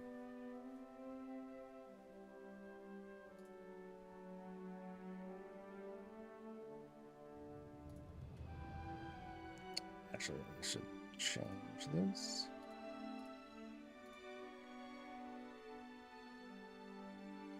Alright, that's good.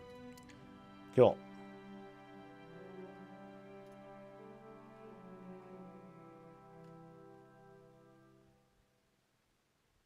Oh, it's still checking? Oh, it's fine. It's fine. It'll monetize. Right? Alright, so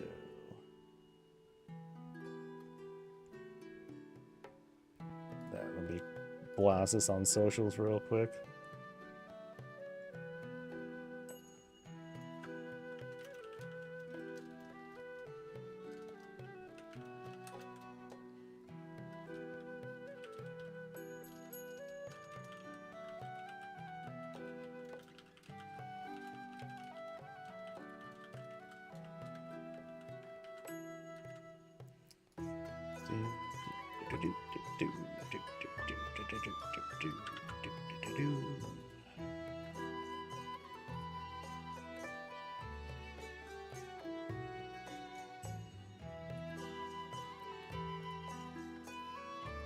And I think we're good. Yay, we're done with work.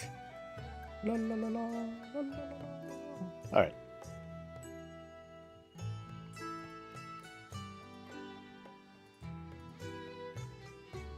Let me double check. It should be posted now. Nope, you're right. It's unlisted. See? Chat saves. Chat saves. All right.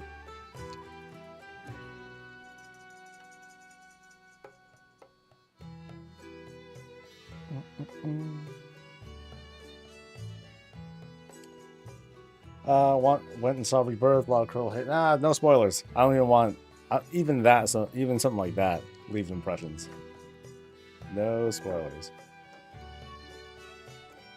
I'm like straight up. Superman is one of those things.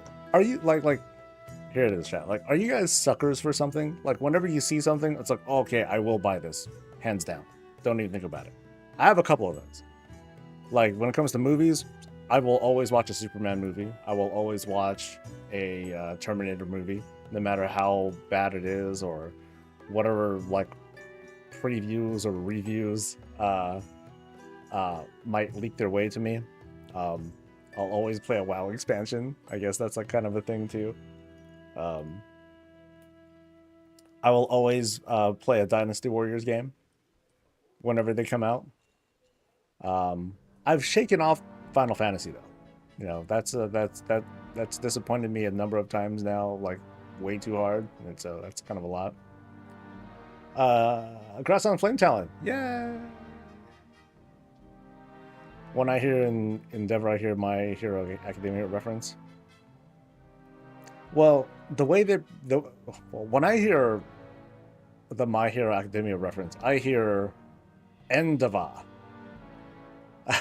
you know what I mean? Not Endeavor.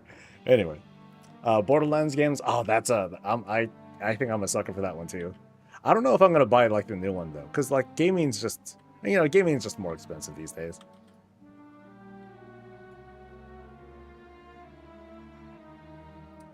Let's see.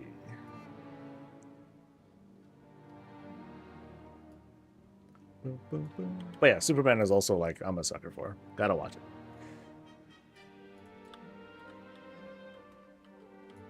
Then I'll talk shit.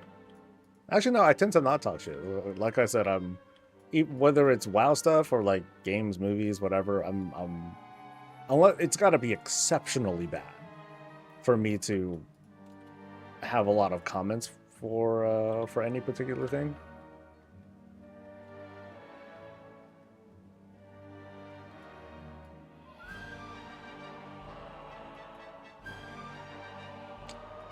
So I got one, right? Yeah.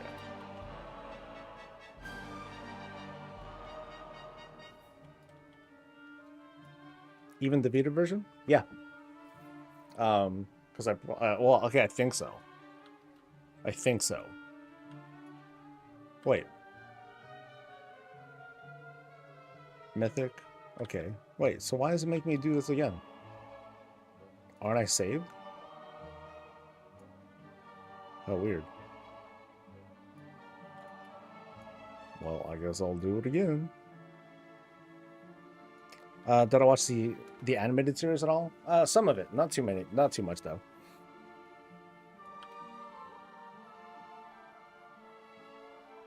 Movies are easier to consume than like whole ass series, right? Like I've been wanting to watch like the Star Wars, like the Clone Wars, and like the other animated stuff, but I'm like, man, that's a lot. That's a lot of stuff to consume. Borderlands 2 was the last one I played. 3 didn't really catch my fancy. I was a fan of like, well, I think I like 2 more than 3. But what made me like 2 a lot was the turret. Like the freaking crazy ass explosive turret that you throw down. It's just like dropping a bomb and then it just wails on the enemy. I thought that was cool. Or if you can, or spec for 2 of them. Oh, that was sick too.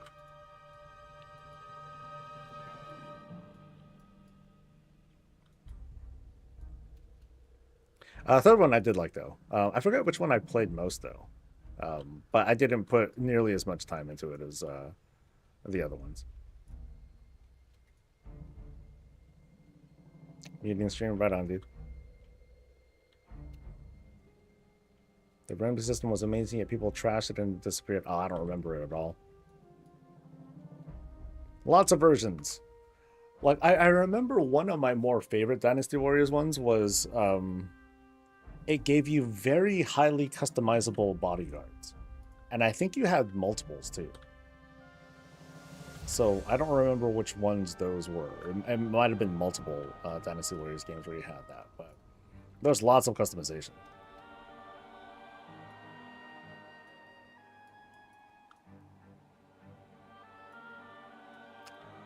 First foray into Mythic Last of Us. Nice. Good luck.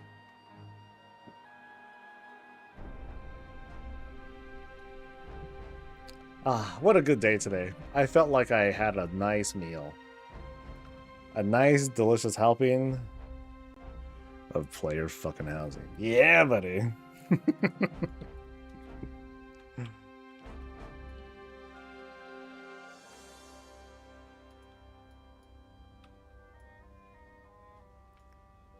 I didn't even get that many farms in this time around. Oh, what about the Zelda ones? Didn't play those. Because that's on Nintendo shit, and I don't like paying for Nintendo shit. And a Star Wars Andor I liked Andor. Andor was really good. I liked it. Very heavy on the dramatics for the most part.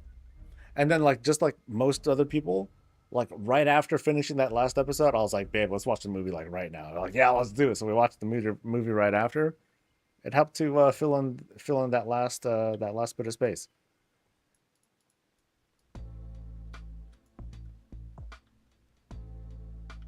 I too am a player housing dope addict. No, straight up. I will say in advance, there's no hiding it. I'm jealous that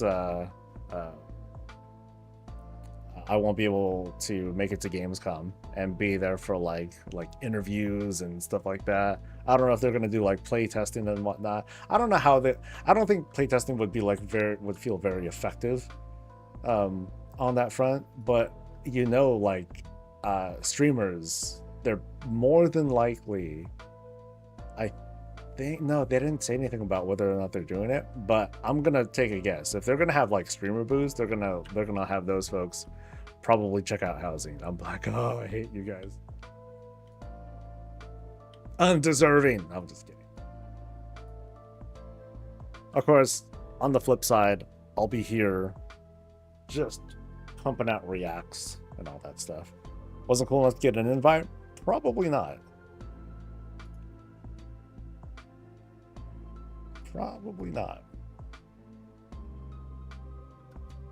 Even if I was, I couldn't say it.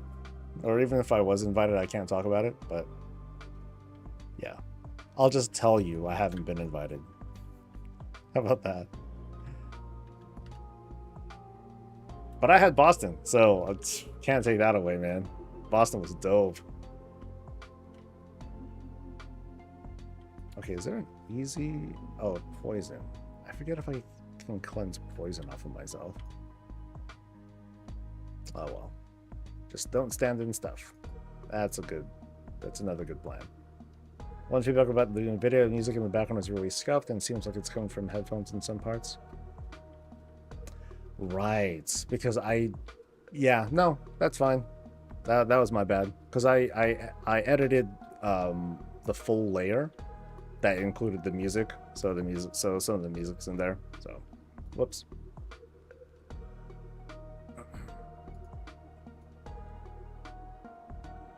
But no redos. That's too late for that now. When they invited you last time, for how strict was their NDA? I mean, just don't talk about it. There's a embargo, so that's it. I'm a fugitive. Yes. Damn these political ties I have from the Philippines. Shit. Oh, that's a thing? Oh yeah, that is a thing. I forgot about that.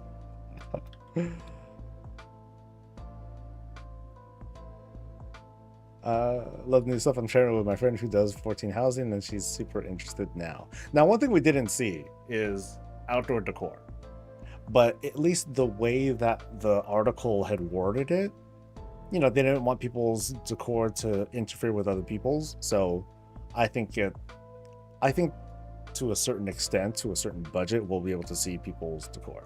Now, what's interesting too is that we can, if we want to, set permissions for even getting onto the yard. You know, that whole get off my lawn kind of thing, that's real. And yeah, that's fine.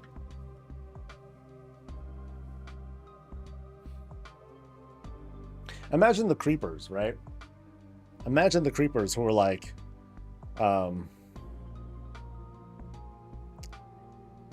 give me like they go to some streamer's house, some popular streamer's house, and then they're standing in the yard, or they're in their house or something like that, and then they put up captions and post them on socials or whatever, and they're like, yeah, I'm so much closer to you now, something parasocial relationship. It's like, oh, that's fucking creepy, man. I wonder if we'll be able to ban specific people. Sorry, not you. Congrats on Mim's head, by the way. Yay! It'd be fun if the channel popped up like MTV Cribs or Lifestyles of the Rich and Famous, but for Wow House. It will. 100%. 111%. I mean, I'm gonna try doing it. I'm gonna feature something like once, twice a week if I can. Like, yo, dudes, check out what we found. Like, people can submit their own houses for us to look at, or if someone just finds one that's just like, holy shit, this is fucking crazy, and then I'll take a look at it, react, and, you know, feature them. Dude, visit their place, it looks sick. Yeah. Streamers Wow House address leads.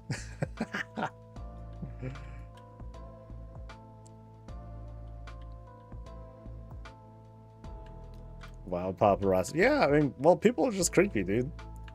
You know, some people are... Ugh.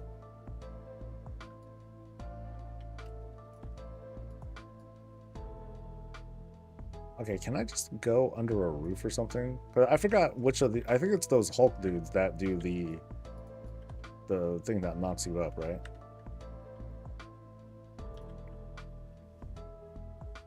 Have you seen the house that's made of nothing but shields? Oh my god.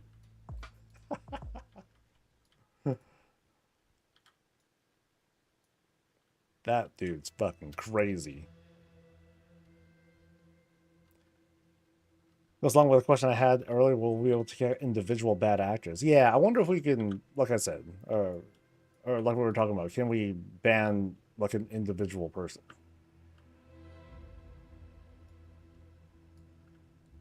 Like, if I slash ignore someone, you know, if they're added to my ignore list, will I be able to, you know, does that mean they're banned from going into my house too? That might be helpful.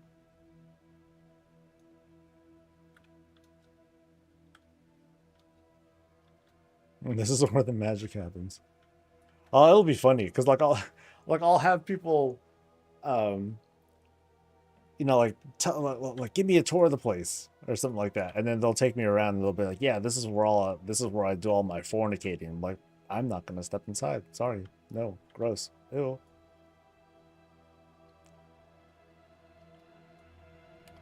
Ignore battle node count instead of ignore character. I would love for that, dude. That'd be sick.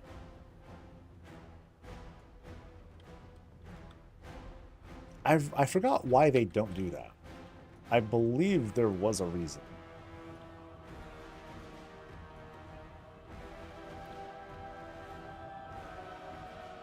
I think it's because doing the BattleNet ignore does weird things to, like, you know, because you're doing it across multiple games and games handle them differently.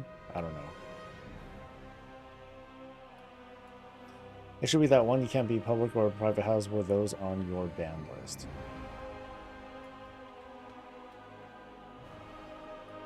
It might be that easy.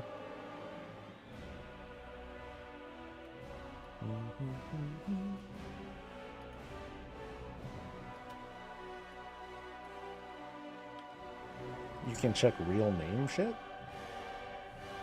I'm not sure what you mean by that. You can BattleNet block people? Okay. Then fuck it, do it. Or actually, if you BattleNet block someone, does that actually block them in game too? Or does it just or does it just, yeah. What does that do? I'm just wondering how that's handled, because when you're on, I think Diablo 4, I think that you only get referred to by your BattleNet name thing. I think.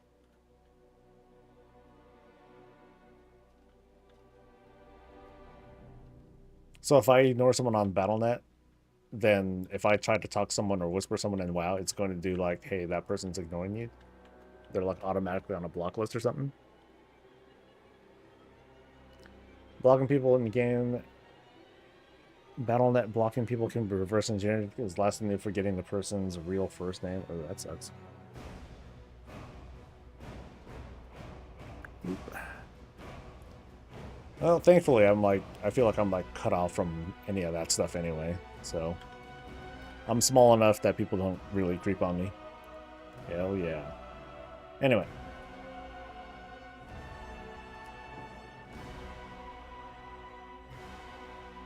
We're doing squats. Okay. Oh. Yeah, I'm glad I'm gonna take a break from the squats for at least a couple days after this.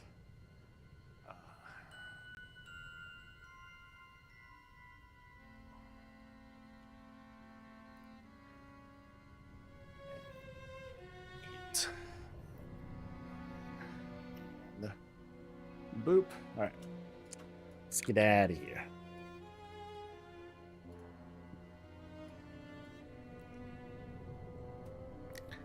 Soul so booty. Soul so booty sore, man. How about sore soul booty? Legs are kind of tired, but I've been stretching it out. I've been trying to minimize the pain. But when I feel like a doofus. Like the other week, my wife was like, "Hey, do you want to take this foam roller from my place and bring it down with you?" I was like, "No, I have something." I didn't. So I could really use one right now. I could really use one right now. All right, so how many? 1, 2, 3, 4, 5, 6. No, 6. So I've only done 6 runs so far. That's not very many. Great name for a mage. Sore Soul Dude.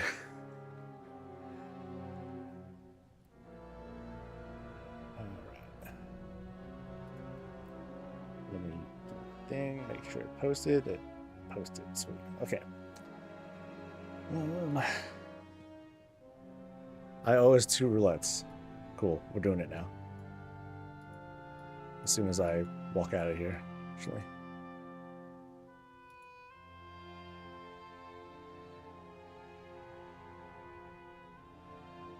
I should do a before and after pic. Ew, no, I don't want to show my ass. Ooh.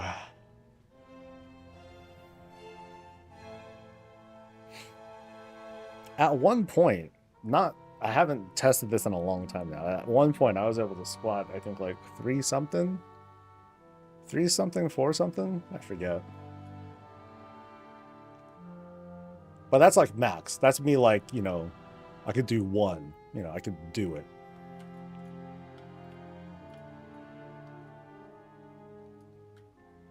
And then calf raises too.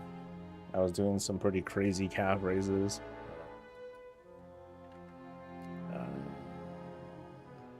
Where's my no yak on here? No yak. There's the yak. Sweet.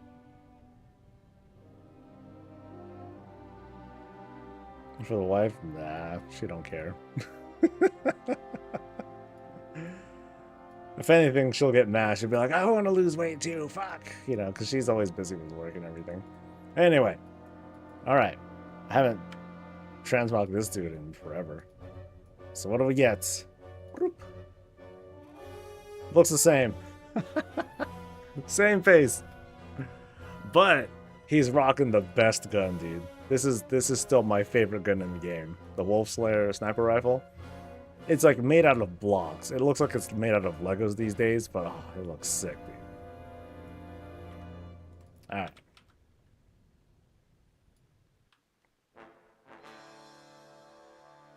I'll do another roulette right after I get to King's Rest, I guess.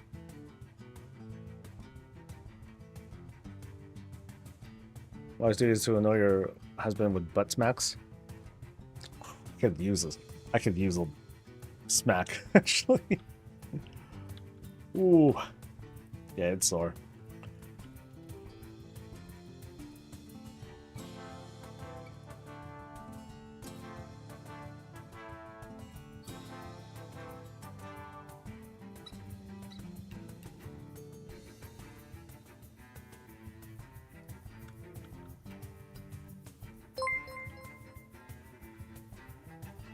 You want to be losing weight? No, no, no. Like, she would give me a hug, and she'd be like, you feel smaller. I'm like, whatever. Get off, dude. But she knows about my tremendous legs anyway. Like, yeah, I don't think it would change much anyway. Like, I can't put on skinny jeans. If I put on skinny jeans, like, they have to be sized for my calves, not even for my waist or my thighs, my calves, which is kind of like stupid. So, pain is weakness leaving the body. At least that's what they said in the Navy. So what if you get shot? And it's blood leaving the body. Oh, that's weakness too.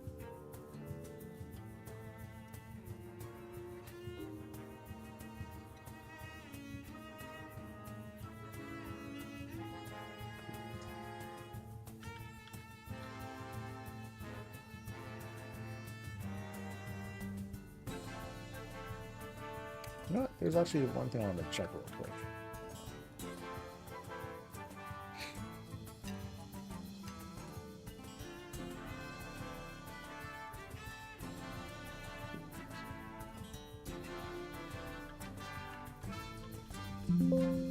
Okay, hope actually is not in the write-up. I wanted to double check that. Otherwise, the devs will be liars. But no, they're not. They were truthful. Yeah, I was fooled. Or I was thrown off because at first I thought, okay, like if they're talking about documentation right now, that needs to go through some stuff, that needs to get localized and translated and stuff. So it may, you know, it might not be out until uh, next week. But we were fooled. Can't wear skinny jeans got too powerful of an ass. Well, at least you're proud of it. No shame. No shame.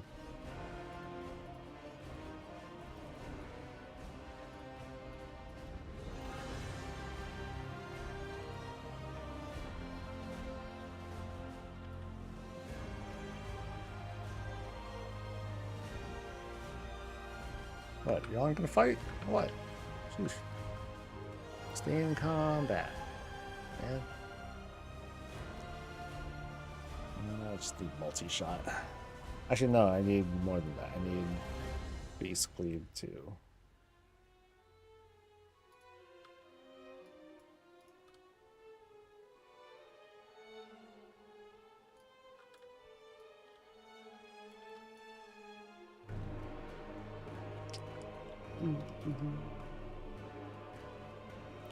Let's see, any other news things to pay attention to? Doesn't look like it.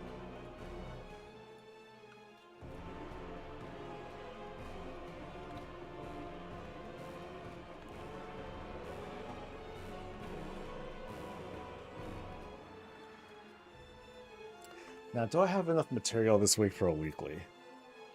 Or do I take it easy and work on other shit? So Old Razor isn't only one appearance of difficulty for like Dragon Soul. Why does all the things show 3 for heroic gear per class? I thought there were multiple colors. And you got 12B. Nice. Grats, dude. Yeah, let me double check that. I haven't paid attention to that, so...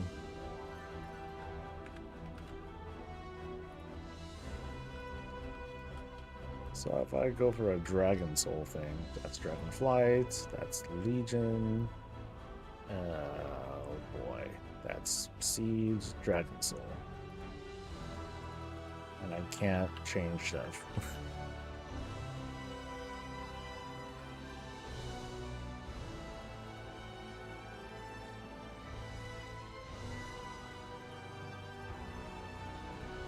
Pull down doesn't work.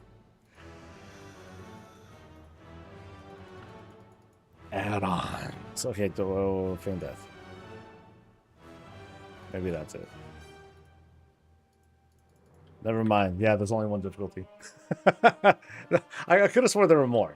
Because, I mean, there's a pull down, so there's got to be more than that.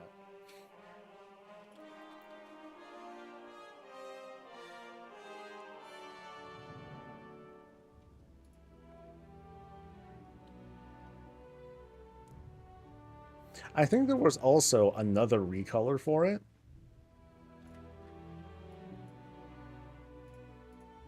Yeah, now I'm curious.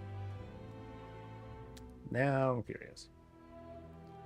Should Blizzard just skip WoD Classic and go straight to Legion? No. Because how would you level? Like, what, yeah, what are you gonna do? Just like, all right, we got to, you know, got to the end of the mob, and then you just go to Legion, but now you got to level up from something to something. So you got to level up somehow. We can make up a solution, but that's just kind of that's one of the initial thoughts that come to mind. Okay, so that pull down worked. Okay, so Raid Finder has a thing. Raid Finder, normal, and heroic. Cool.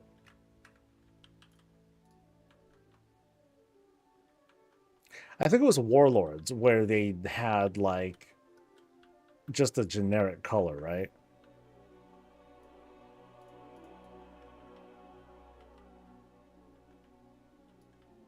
Yeah, let me see. So back in the Warlords days.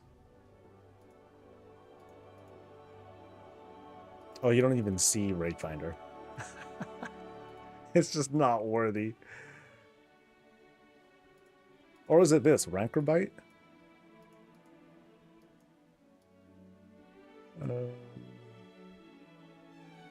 Okay, I don't know. But yeah, I remember Warlords infamously had no tier, visible tier sets or something like that. I want to be able to get the challenge mode weapons in any way, preferable legally.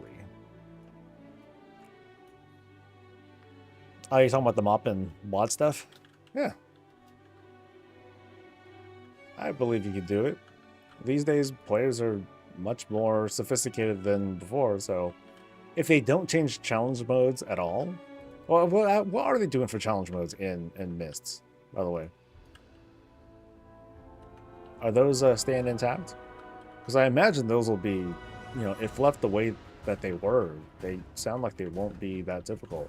Not because they're easy, but people are just used to that whole challenge mode mindset these days.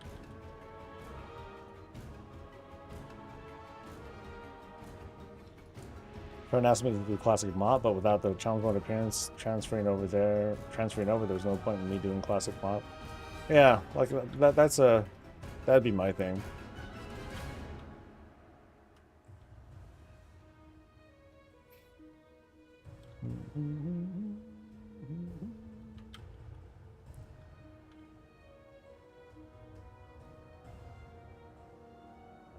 I don't think WoD Classic will be a problem if they just fast forward through it. Yeah, I mean, it might be just a shorter cycle because it is shorter, you know?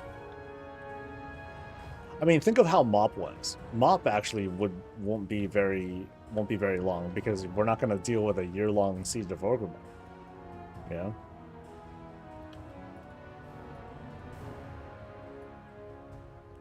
I think they'll stay easy and that they're really... So you think no changes to them? I haven't looked at anything about what they want to do about challenge modes. When were challenge mode dungeons added to Mists? It wasn't at launch, right? I think they added that later.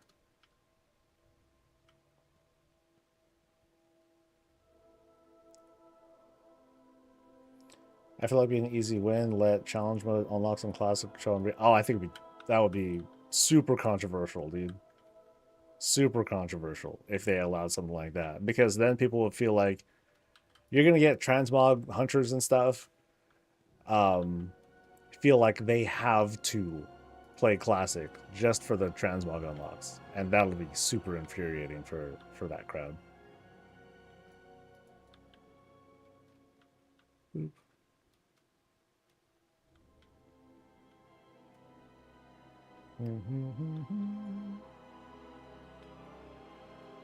Imagine all the chaos of people trying to get the AQ mount. Ooh, man.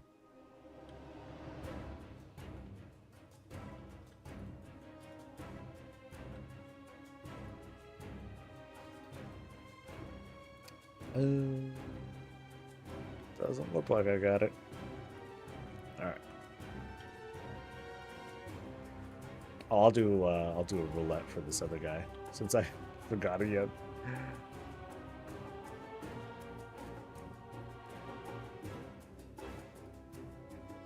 Well, they'd say the same thing right back to you though, so.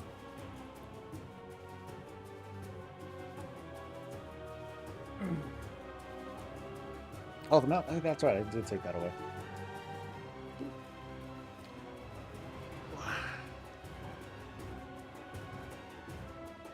Because without the transfer, well, I mean, there's no point in the context of transmog unlocks, but people want to play to play. So it's just that it's not going to motivate you to do it. That's all. Remember, as painful as it might sound, you are not the main character. I am, baby. Woo! No, I'm just kidding.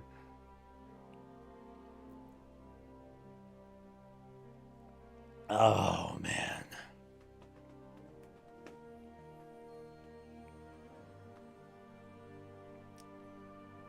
Okay. We're fine. It's not called Goose So Goosey. We all know paladins cannot be the main character. Dude, how are they not the main character? Actually, mages are the main character. Sorry, let's be real. Mages have been the main character of this goddamn game. Bastards.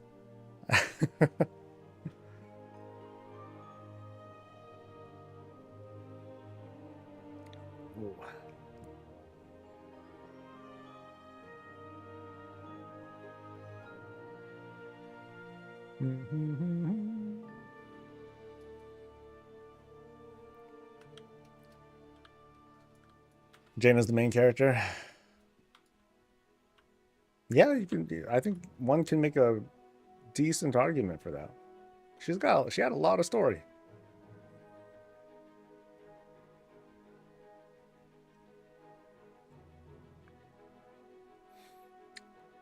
You stand for Jaina. I don't think there's anyone who I'm like really rooting for.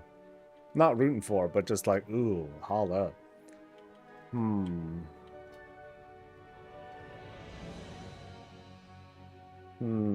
Yeah, I don't know. Chat, who do you stand?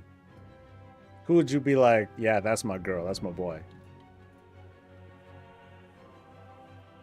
I'm trying to think. I'm really trying to think of who. It's not Sylvanas. But it might be a Windrunner.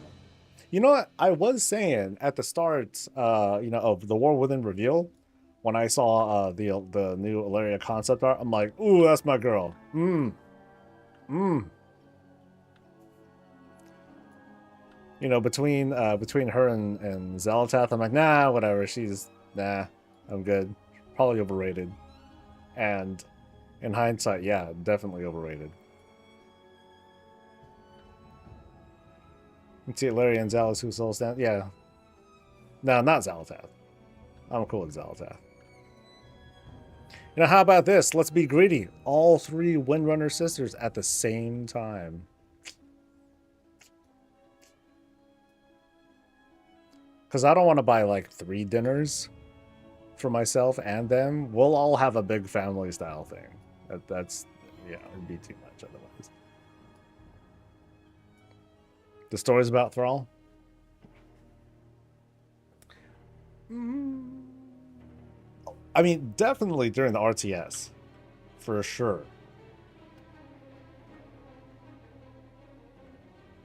You know, during the RTS, you had your stars, right?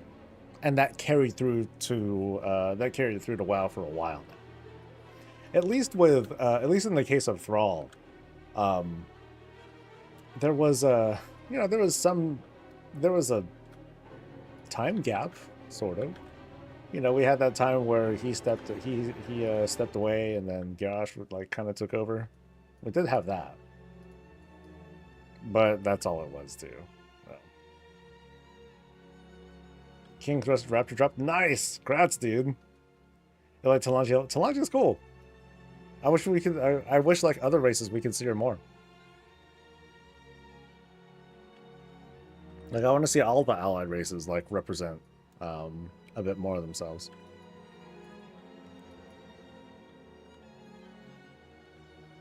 This question made me realize how bad I'm at with WoW and lore character knowledge. Just think with your loins. Tails? That's a very simple question. Which character excites you? You know, that kind of way. I'm half drunk. But who do you stand? Who's like your fave? Who would you go to? Who'd you go into battle with? Lead me, senpai. That sort of thing. Rathian? You think Thrall's gonna die? Man, motherfucker should die. I'm surprised that he's still alive somehow. It just feels proper at some point.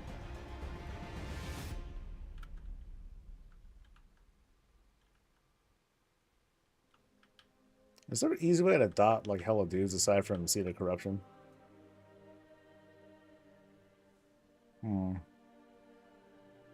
Or, you know, if I'm smart, I would just be demo. Yeah. and just to hand the Gul'dan the crap out of dudes. Boop. Starfang, one zombie, Rusticon, and the Loas. The Loa. Okay, I need a pet. I need a pet. Pet. Where is something Felguard, right?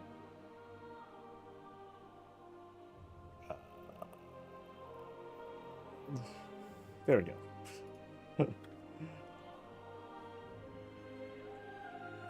Can't see the corruption on the paladin. Good point. Good point. No, I'm a nerd. I play video games. Some fan you turned out to be. I don't want to see Thrall die, but I think he will. I mean, we saw what the Heritage quest line where we start to see him where his son kind of comes to age. So there might be a thing that happens from that. There we go, Felguard person.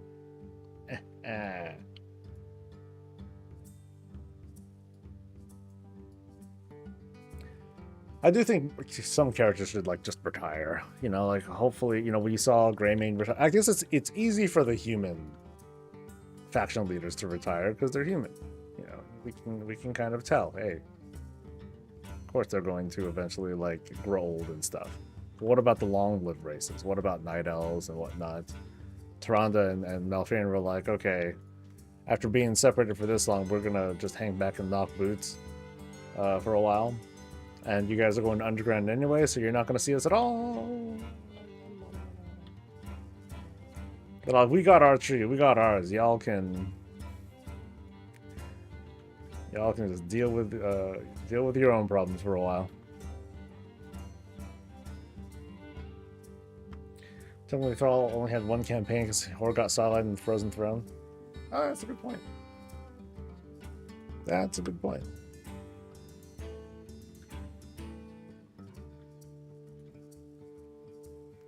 I mean, with that expansion, Arthas was the main character. You know, it's why on the first game it had it had Thrall on the box, and then the expansion had Arthas on the box, right? Hope Varian's enjoying his retirement. Oh yeah. Did we learn anything about that, by the way? Like, was his soul like? Did it actually go to the Shadowlands, or was it just like extinguished or something like that? Because I think I remember something about Torghast and like the collection of souls that they had. I don't know if Varian was one of them. Yeah, I don't remember.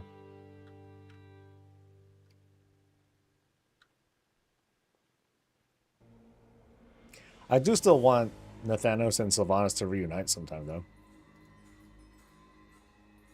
That'll be sick. I mean, it might make some people sick, but you know what I mean. I think it'd be sick.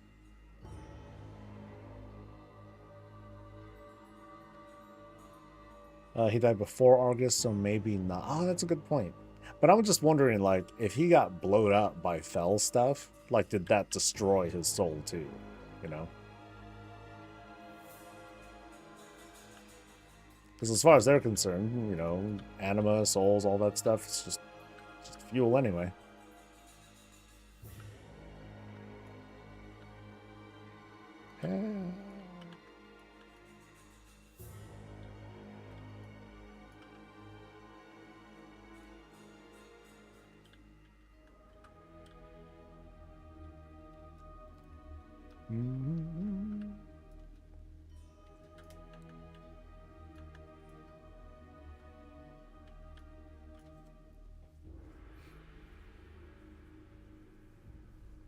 What kind of afterlife should Varian chill in? One where he at least like isn't constantly trying to get killed or captured or kidnapped or whatever. Maybe one hit where he just, you know, do his gladiator gig full time.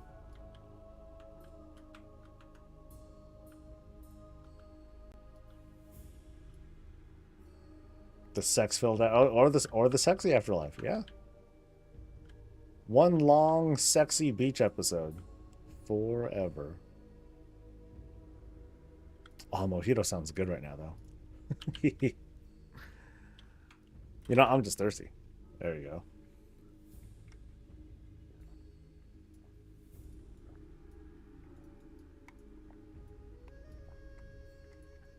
Oh, yeah. Okay.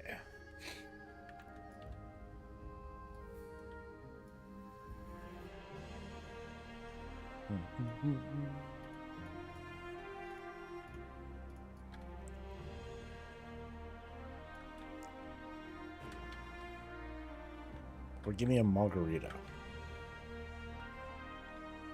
Or just, or you know, I'll take a smoothie. I'll take a nice, delicious smoothie. Now I'm getting hungry now.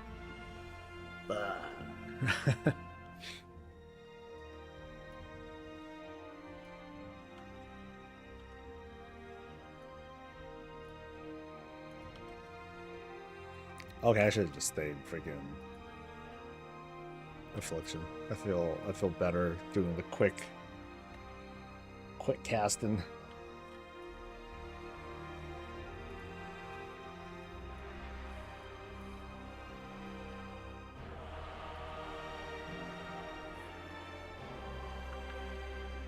Oh, the one button wants me to sack my pet. Oh, I wonder. I didn't have a pet.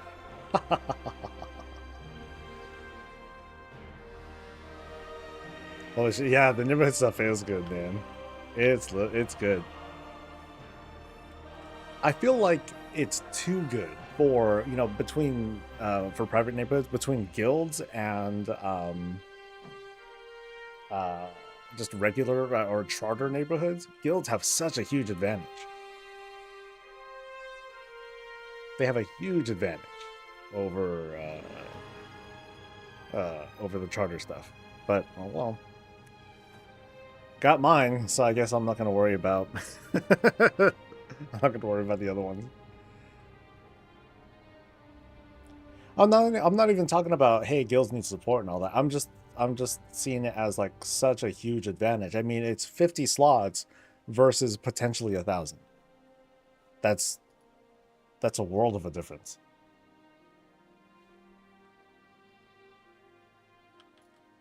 You know, and I don't feel like that entirely encourages people to be in a guild.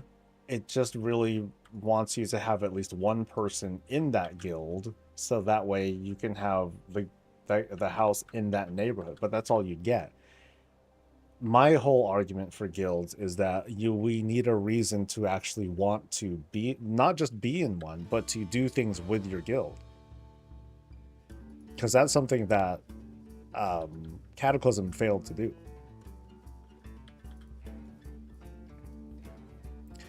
We need Soul to be the horrid landlord that we deserve. I was saying earlier, I was like, dude, people are gonna troll me by everyone's gonna live in the same plot as me, and no one, and there's gonna, like, the neighborhood's gonna look empty because everyone is in the exact same spot.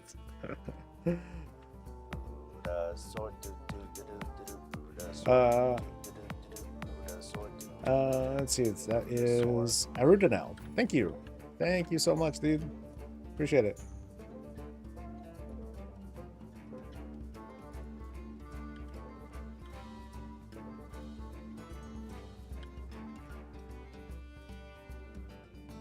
And do I see a thing? I don't even know what it's called. I think it's just called Raptor, but yeah, I didn't get it there either. All right.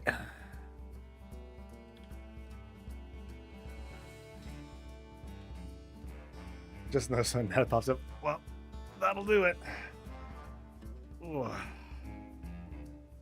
Yeah, my guild isn't gonna have like that many people doing it. Like, I'll have like maybe 100, maybe 100. But I'll definitely I definitely feel like I want to open it up more for people that just want to, like, hey, you want to be in my neighborhood? Sure. Maybe that is. You know, do I want to have housing only people that, you know, people that just don't really need to be in the guild? They'll just have a character in the guild for the sake of being in the house. That could work.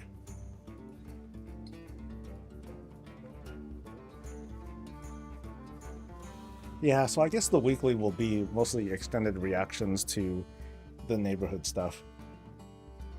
Cool. Yay, fun stuff.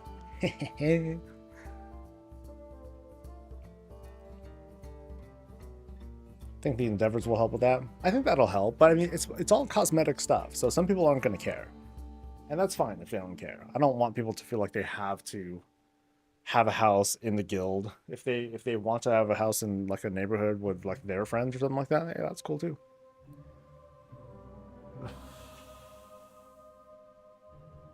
No subscription, no plot? Well, yeah, if you're not playing, then you're not playing, right?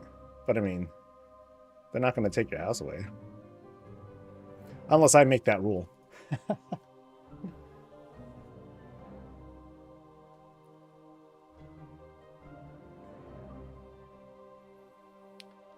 What good will housing be if they'll just make it obsolete in the next expansion? I wish they upgraded. Oh, is that one of those copy-paste things? I have a feeling that's one of those copy-paste things from Ari. Who says that? When's Gamescom? Gamescom is going to happen the week of August 20th. Ah, no. Tier 3 subs, baby. Only the tier 3s get in on this. No. That's super against TOS, man. Now, I could ask for gold rent.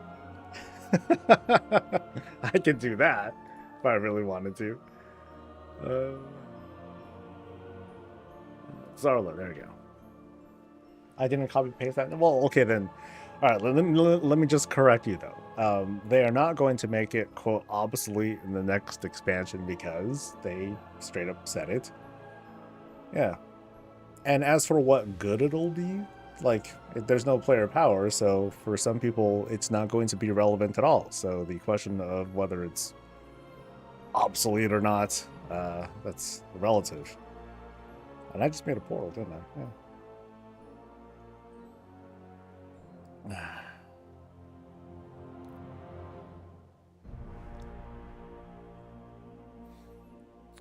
Went against the housing narrative that I'm pushing down the people's throats. And what am I pushing down the people's throat? Winky. Your house falls into ruin if you abandon it or unsub.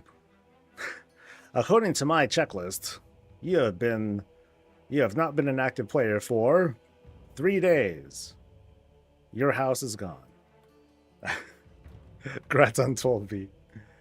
Okay, so I'm up here, which means I'm closer. This way.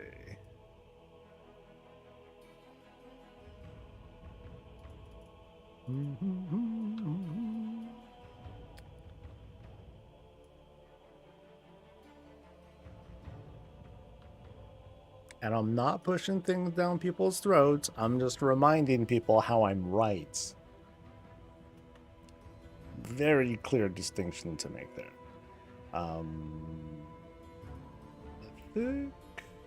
No, it's Heroic. No!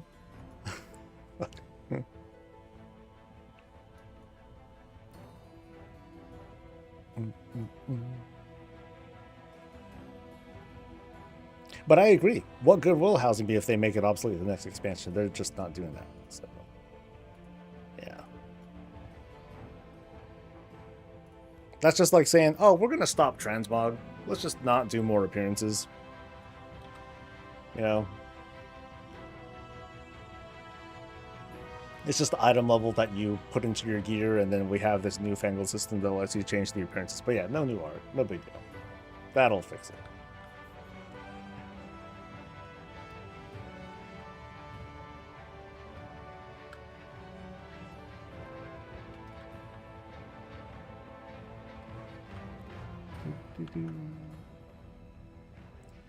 What's the neighborhood going to be called? Oh, you know, I had a name and then I kind of forgot what it was going to be.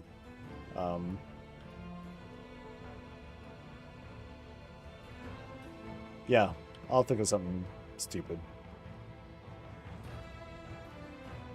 Tenants of Warcraft. Oh, okay, I remember what it is now. I won't say it. Actually, I'm pretty sure the neighborhood name won't, yeah, I think they said that if you choose a neighborhood name, you can't, it, like, at worst, it'll have, like, a number next to it or something like that. But I'll wait.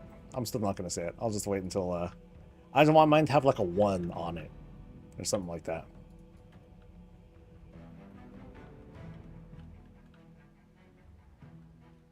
Renties?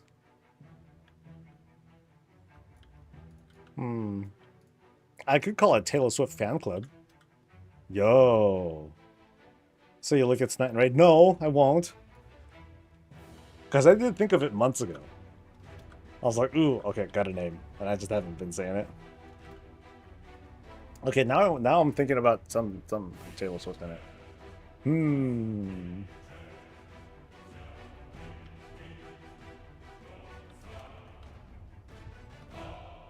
Swifty Land. No, that's dumb. So Swifties. Swifties of Warcraft.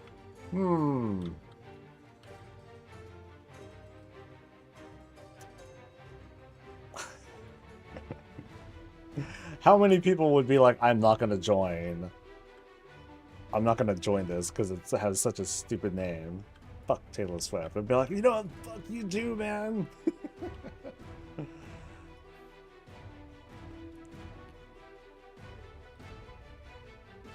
You still like first one prisoners in Warcraft? I don't remember. I don't remember you.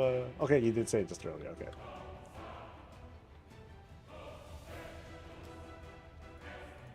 Because then that's called Pew. That seems weird.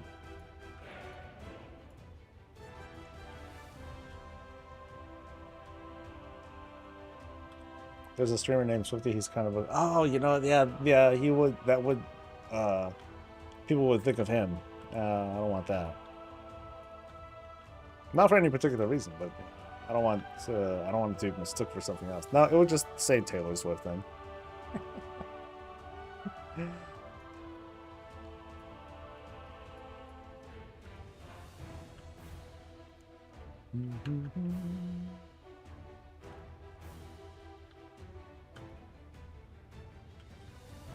Now the question is, am I going to do 2?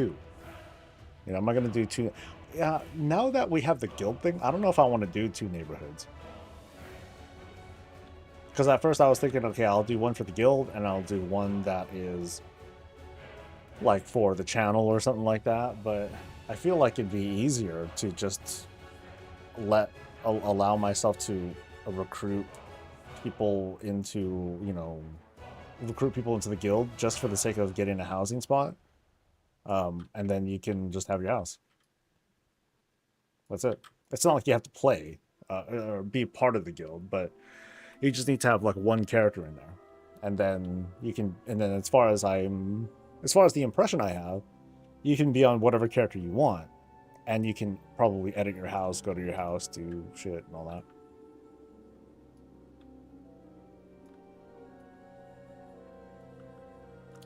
So they do back-to-back patches of no crazy-ass bugs for 3 weeks. I'll continue to blame housing for this mess we're in. Cool.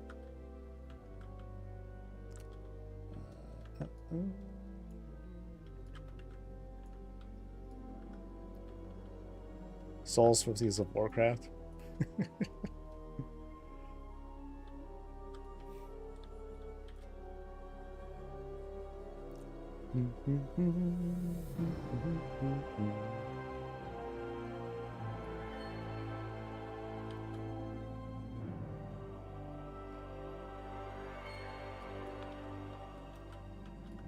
Alright.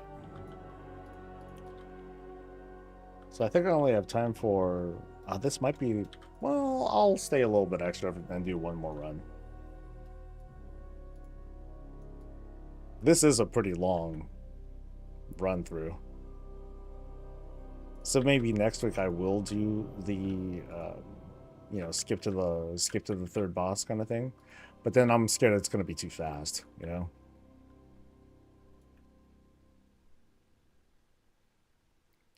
It's gonna be interesting to see how people end up showing off their houses. I'm interested to see people make not houses. I want to see what you know. I want to see people really go outside the box and make like weird shit. What's the skip to third boss thing? So if you've done the boss before and if you're able to take a look at like the raid info and instance lock stuff, if you extend the lockout and you go in, then you skip to the third boss. Apparently, I don't know all the details, but that's basically it. I love the garrison, all my profession stuff right there. Could mine from my farm, get herbs from the fields. They made housing like that. I'll be excited too. I would not be excited. I'm part of the crowd who would not be excited about that at all, because that would be tantamount to just wrecking outdoor content. You know, part of what made the garrison as controversial as it was partially because, well, outdoor content in Warlords just sucked. There was none, really. So it just kind of reinforced people staying in their garrison to get all their shit done. They can get mythic gear, or not, yeah, they can get gear, they could get all their resources, all their profession stuff done. You don't have to go out and gather. What's the point? You don't have to do that. You just gathered your own stuff. No big deal.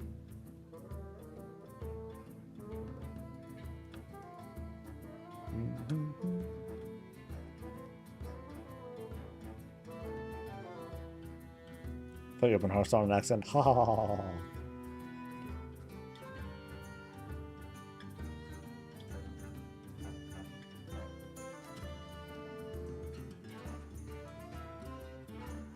All my content is legacy farming right now. What are you talking about?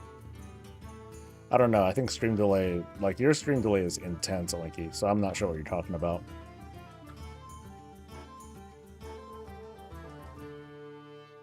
Oh, you're saying there's no outdoor content still. Okay, sorry. The delay, man, that fucks me up.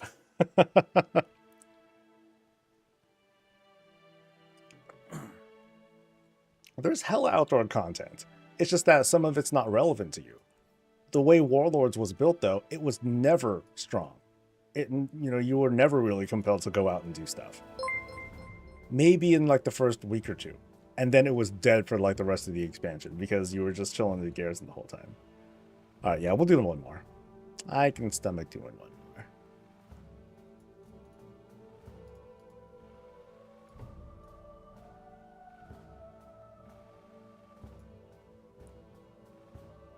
How many Chip and Joanna Gaines characters are going to be rolled to do remodel machinima videos? Okay, that is clearly like one of those like house shows or whatever. I've never really watched any. I've seen clips of cribs and like that's about it.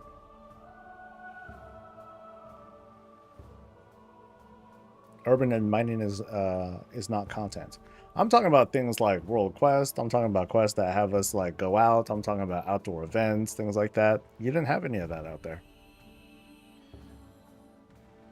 I mean, it's not hard to, this is not an argument. You can just kind of line it up side by side and you'll have, you know, one big chart and one little baby kind of thing going on.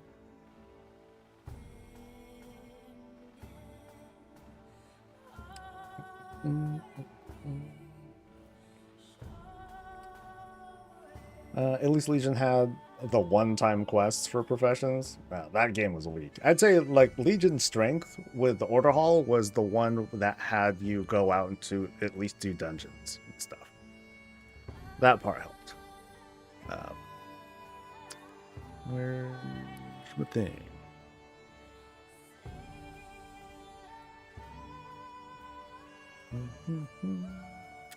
So we're gonna have the guild neighborhood and Horde or Alliance Horde. Alliance. What are we? Soft skins? Come on now. Says the blood elf. says the blood the dude with like 11 blood elf characters. Yeah.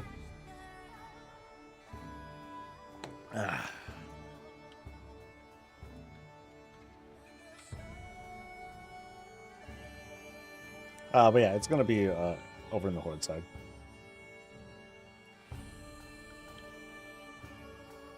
If it could be an Undermine, I would, and y'all would hate me for it, but too bad. But I wouldn't mind an Undermine neighborhood. As long as it was like cleaner. Imagine one of the endeavors is to like clean up trash around Undermine.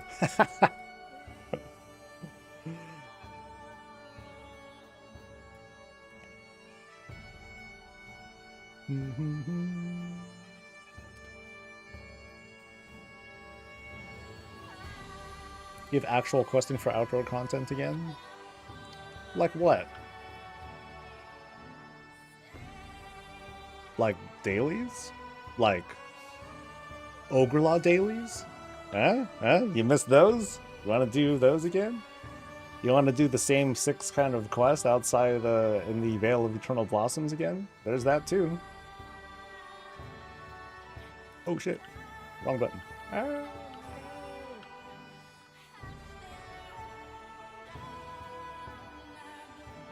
Alright, we're fine. We're fine. Undermine vibe is awesome. It's just full of trash though, you know?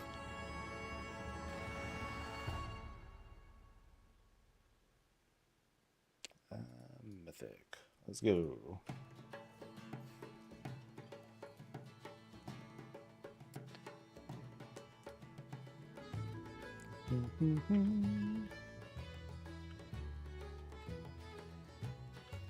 I'm concerned with them not talking or showing exteriors. It's going to be the same house over and over, or that the cool exteriors for your house will be shop items or pre-purchases and so on and so forth.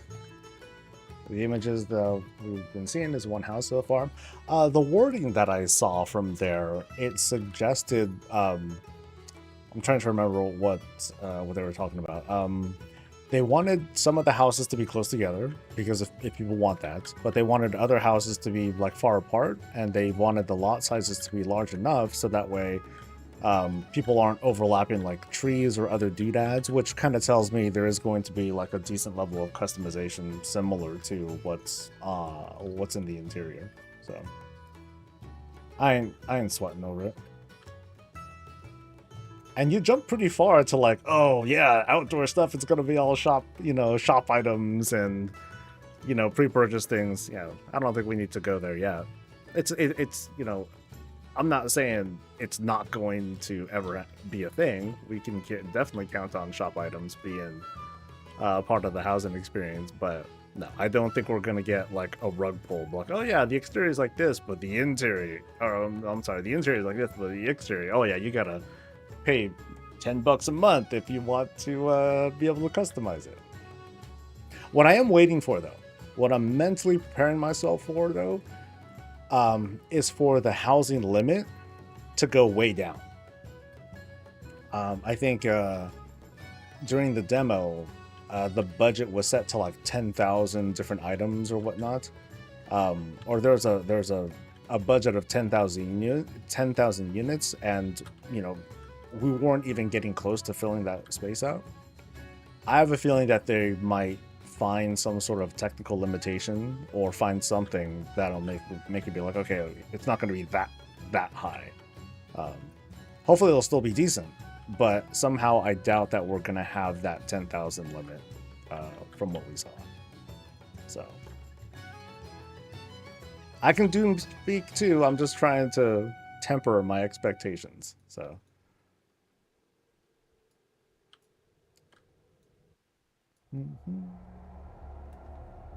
actually, I think it's more likely you'd be a Mechanom if it was Pallies and Horde, to be honest. Maybe.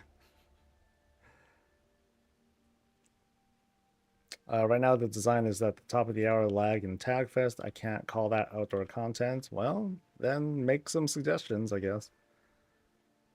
So how does it work if you're in multiple guilds? I think you just have to choose a guild.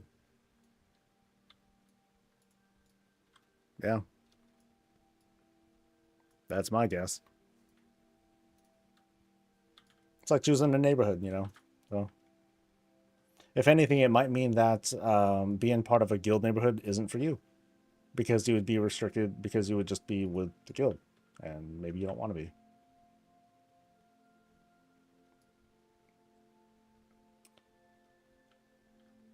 To me, mix mop dailies with Legion style world quests. Mop dailies. I remember that wore out really fast for me, but you know, that's me. Um, I did like the Legion style world quest though. Greymane forces hold this warden tower. Break their ranks. Show no mercy.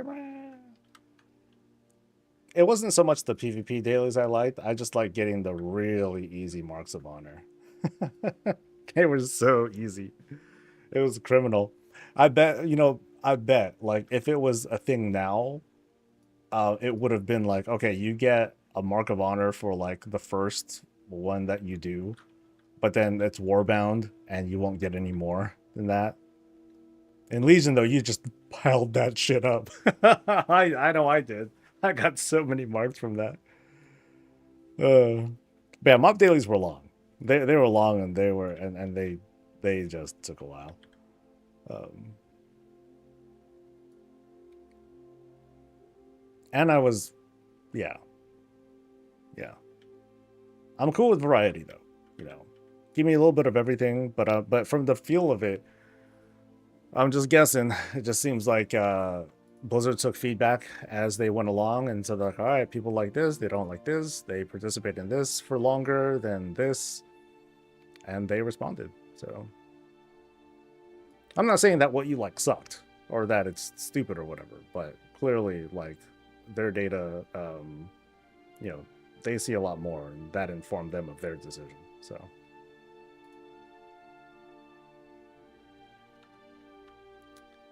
This topic was due to you saying Garrison limits outdoor content. It was, like I said, it was a double. It was a double thing. Warlords didn't have outdoor content, you know, and it exacerbated the benefits of the garrison. It's like, yeah, why bother going out for doing anything? It's not like you get anything for it.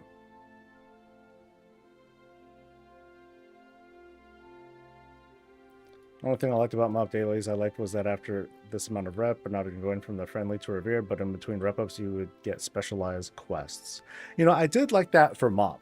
Yeah, for sure. Because when you hit that milestone, it's like, hey, you know, you get more story, and then you get stuff out of it. That I liked. To me, that was like peak reputation building and all that, because you got some good story out of it. But then Fell makes a point too that people did not like the whole thing about having to be gated with rep just to experience story. I think that just kind of shows how player habits and whatnot have changed over the years. You know, no one's fault. It's just that's how the attitudes of people have changed over time. You know, what I think doesn't necessarily dictate what they're going to do or whatnot. I am not the main character either. But at the same time, WoW, I'd like to think that WoW is big enough, or that it can grow to be big enough for everyone. You know, the realities of game dev, though, are as things come along, the thing that we want isn't going to come yet. And so we get mad.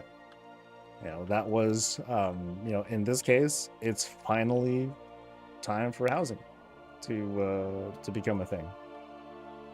For the past couple years, it was really dungeons and pugs that were very, very much celebrated, and a lot of the game was made for that kind of crowd. So now it's someone else's turn, and some people are going to be happy, some people are going to get pissed. That's just how it's going to be. Thanks for the add-on video for autolooter. That's helped me out a lot on this event. It's so good. It's so useful. Because at least you're getting like the gold and the other materials and stuff, right? I'm not sure if I'm more excited for the neighborhood feature or the house you build. I mean, the neighborhood it's a social thing, right? So it's whatever you make, it's whatever the neighborhood ends up making out of it. So if I suck as a neighborhood leader person, then the neighborhood's gonna suck, right? But if I am able to carefully curate and create a community where, hey, we have all these houses and stuff, but it's still mostly like the guild doing its thing on the day-to-day, then cool. Then at least we preserve that.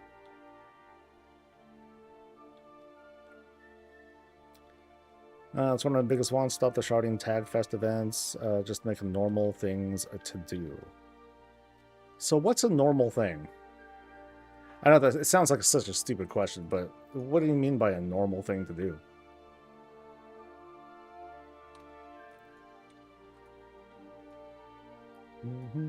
Come on, big money. This is it.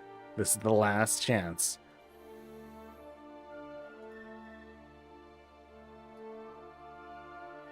We're doing squats, baby. Oh, yeah. So, a big fat 0 today. Actually, no. We didn't get nothing today. We got player housing content. Yeah. Okay, we got player housing news, not content. So.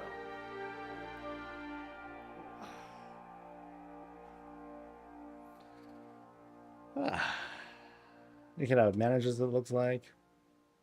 Is that a way to torture yourself when you don't get the mount? It's a way to kind of spice things up, make things a little bit more interesting.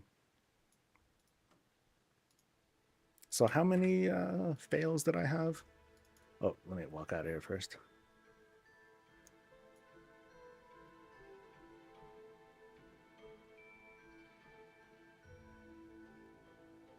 Launch Dragonflight has been the best, and it's been since. I like the launch of Dragonflight because I liked the race to get profession recipes. That was fun. It was okay. It was fun because I won, and that was like big fucking money, huge money. I was like top engineer for like a good minute.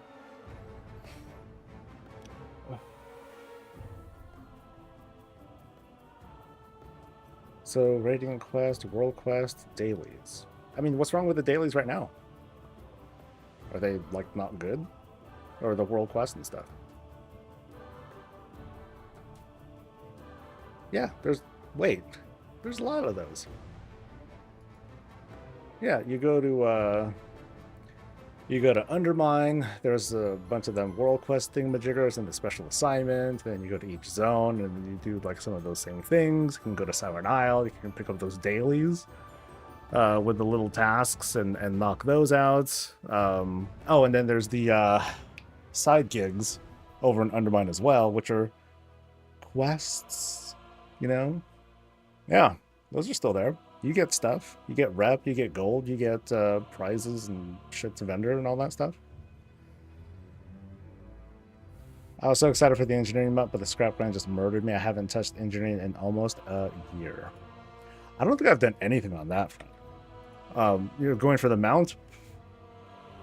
Hell, the other week, I discovered I had like another 10, 15,000 Cerebite bolts just kind of chilling in my inventory. I'd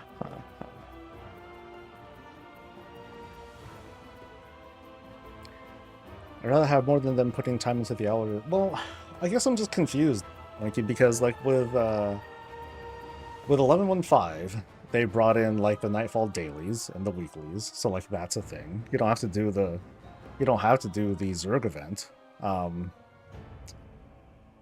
Horrific Visions was, well, not a outdoor quest thing, but like that's a separate thing altogether. 11.17 was more about like this event and like the leveling stuff and all that. So yeah, I mean they have things that you like. You just want more, and that's cool. You can want more. Anyway, so let me. How many did I have? 1, 2, 3, 4, 5, 6. So I did 10. So I did 100. Okay. That's all right. That's all right. Okay, so off I go. I'm going to be talking about, I'm just going to let the whole housing stuff kind of simmer a little bit, and then I'll talk more about housing stuff on the weekly, and then whatever the hell else news that I forgot about. But off I go. You guys have a great rest of your day. I'll see you guys for the next thing, and until then, stay safe, stay healthy, and as